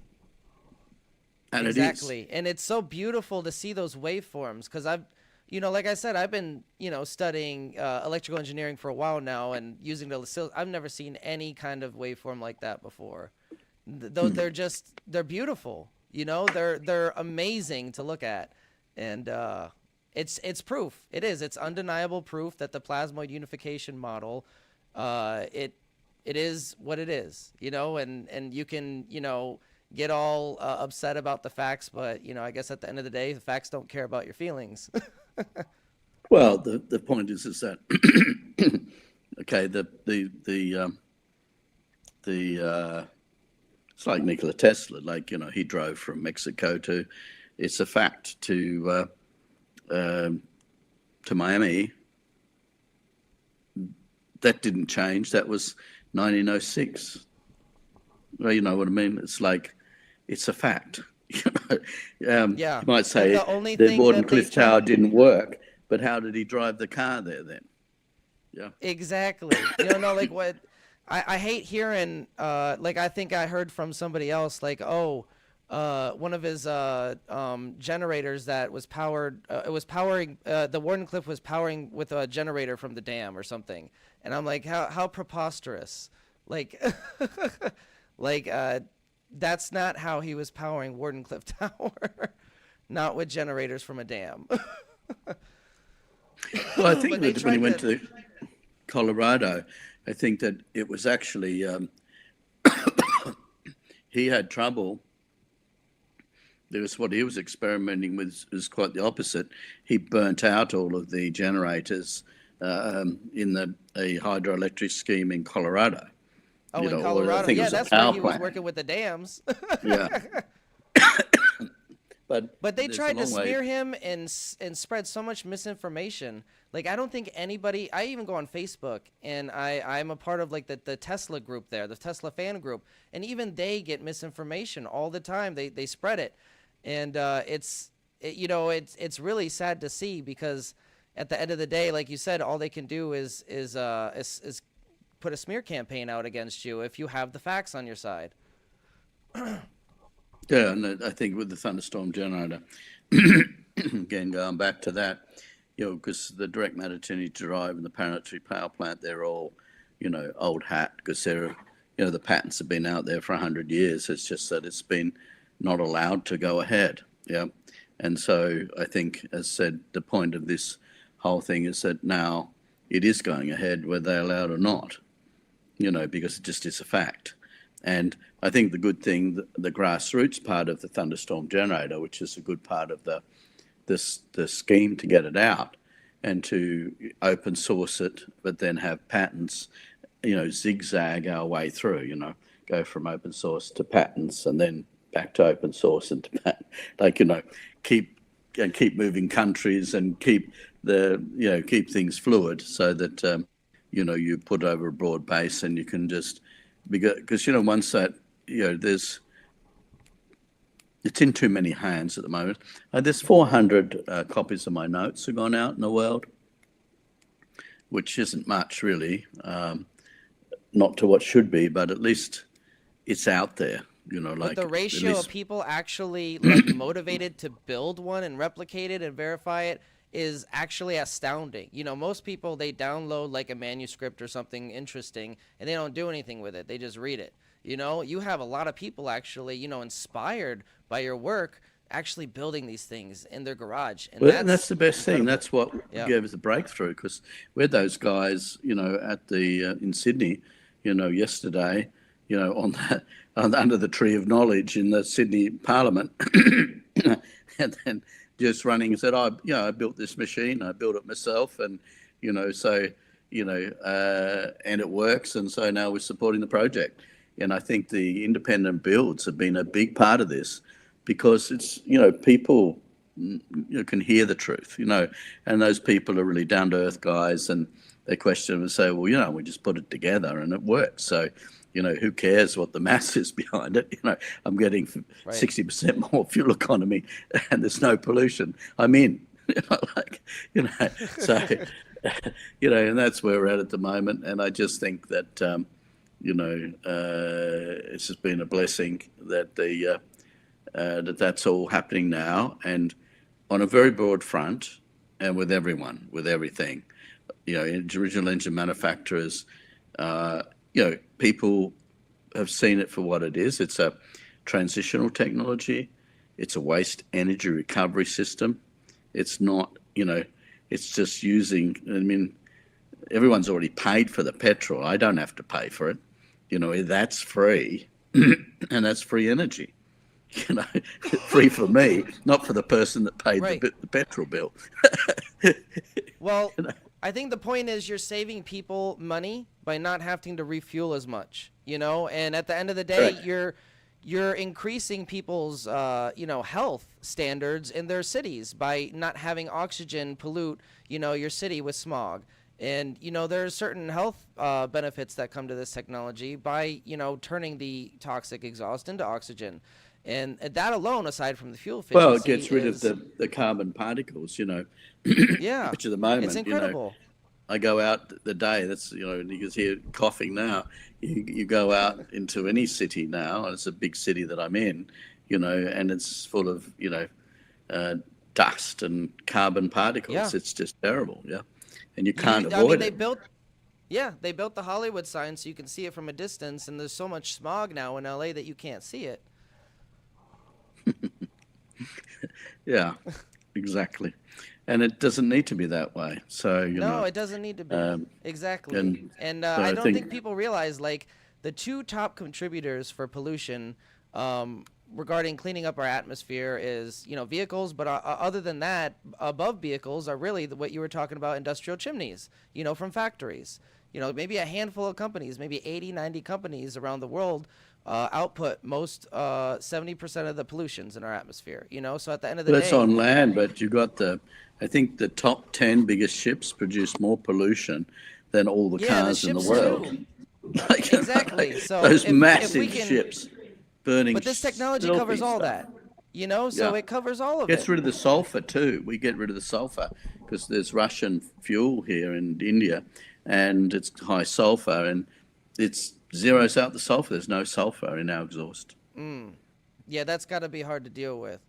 But yeah, well, that's why they leave it in the fuel, because it's too expensive to take out. But it doesn't matter, because ours just turns it into energy back into the engine. Right, so it's negligible. Perfect. Your system just transmutes it to Yeah, no, zero sulfur. Yeah, goes to high to zero. So, you know, and that's what I was saying. You know, the plasmoids are the solution, and the you know, we're right there now with everything. And which I actually have to get back to, because I've got to keep doing some more things tonight, but and get some sleep. I usually sleep during the day, so I'm a bit tired. But anyway, it's fantastic, because I was hoping to get a chance to talk to you personally, and I really appreciate you and your work, and very grateful for it, because, you know, we just have to get it out there, you know, and for evil to prosper, good men do nothing. And evil, as I defined, is, you know, disempowering people. And if you take away, you know, if you charge people $100 for a tank of petrol, but only let them use $33 of it, that's fundamentally evil. Yeah, because I agree. There's no need for it. I agree. And sitting idly by is evil too. When you have the ability to do something, and I had the ability to do so, I couldn't just sit by. you know. So this is a team effort at this point, you know.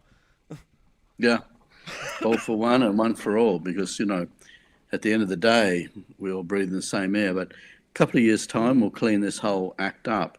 And that's, I'm really encouraged by the 40 politicians in Australia that took the time to look at those engines. And so, you know, it's a good big thing happening.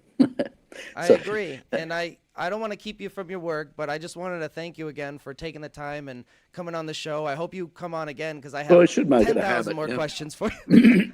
Yeah, well, I think we'll make a time when I'm sort of, you know, not walking or sleep talking like I am now. But yeah, sure. Just shoot me an email. We'll set something up. Yeah, because 5:25 in the morning now, so it's a bit past my use by date.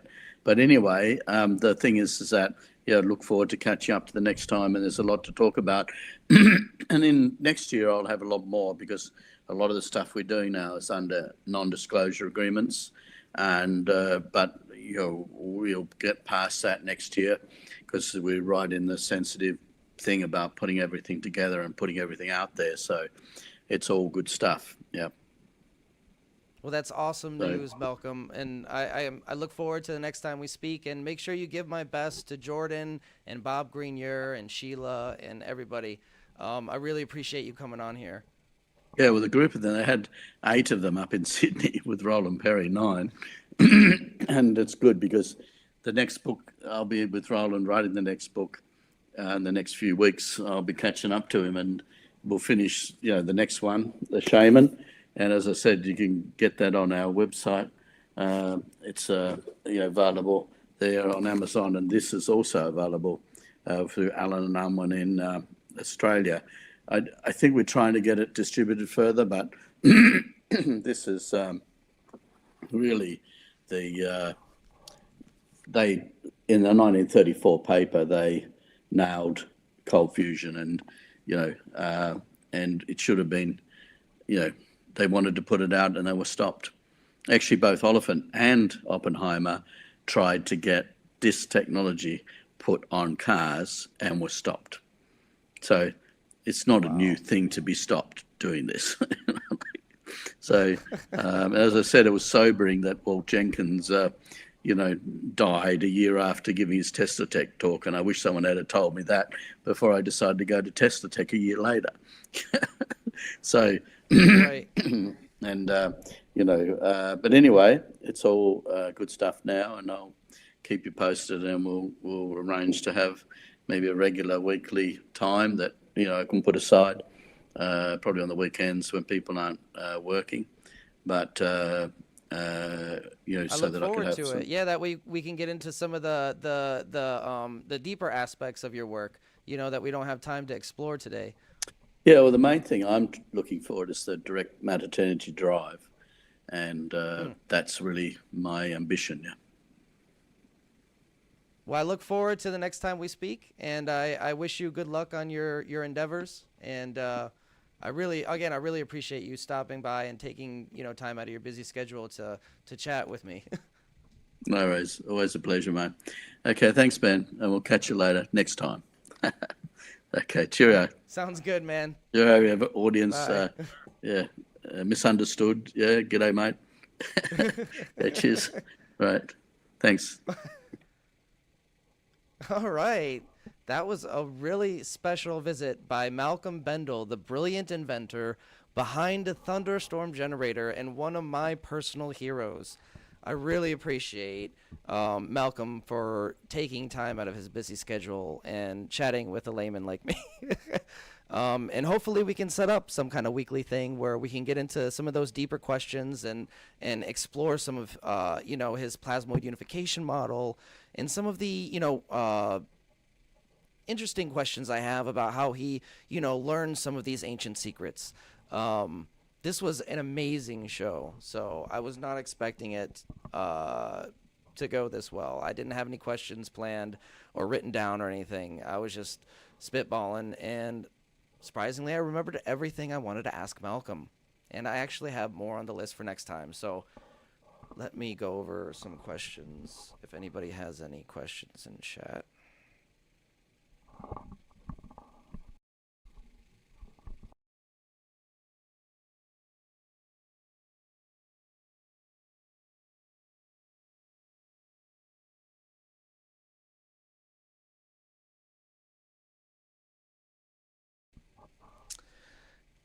Mickey said, saw Malcolm in my mind, turned YouTube on and found him live here. Heck yeah. That was the Akashic record you probably tapped into, my friend. You are attuned. You saw something in your head and it manifested. Malcolm said, enjoy the chat. Look forward to next time, folks. Mickey said, thanks, Malcolm. Hope to see you enjoying Spain sometime in the future. We building here together. Looks like somebody else is building a thunderstorm generator. That's good to hear.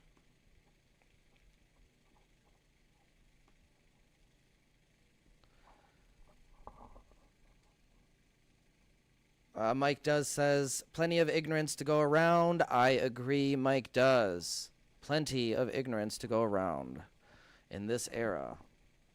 But fret not. I am optimistic that things will change soon for the better. Again, I really appreciate everybody for tuning in today for this podcast right here on Beneficence TV. If you haven't already, please hit the like button and subscribe for more revolutionary content. We'll try to hopefully set something up for a future date where we can get Malcolm back on. And that will be fun, and I look forward to that. In the meantime, take it easy, everybody, and have a good night. Good night and good luck. In base lab alone with my mind. Scribble theories they all refuse to find. I've been working on energy for a brand new day. But even in the crowd I'm still a castaway. Alienated from the A's of that adventure in disguise. Ideas ahead of time dismissed with narrow eyes. Benefactor boy, dreaming about the world you can't deploy. Changing the system, but treat it like a toy. Ideas misunderstood, but brilliance is his boy. Benefactor boy, can't you hear his voice?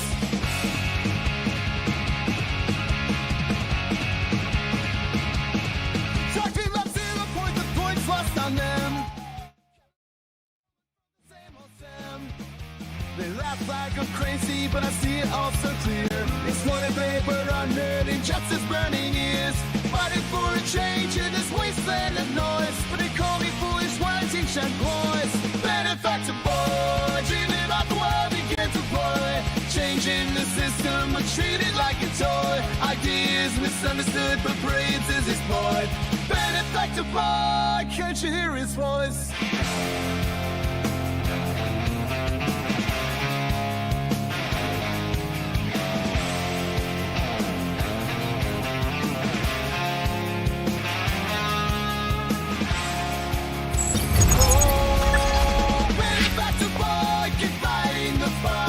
Chasing revolutions in the darkest nights. A dreamer with vision beneath the laughter and noise. A future so bright waiting for the right choice.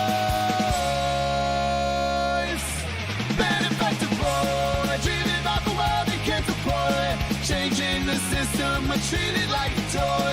Ideas misunderstood, but brilliant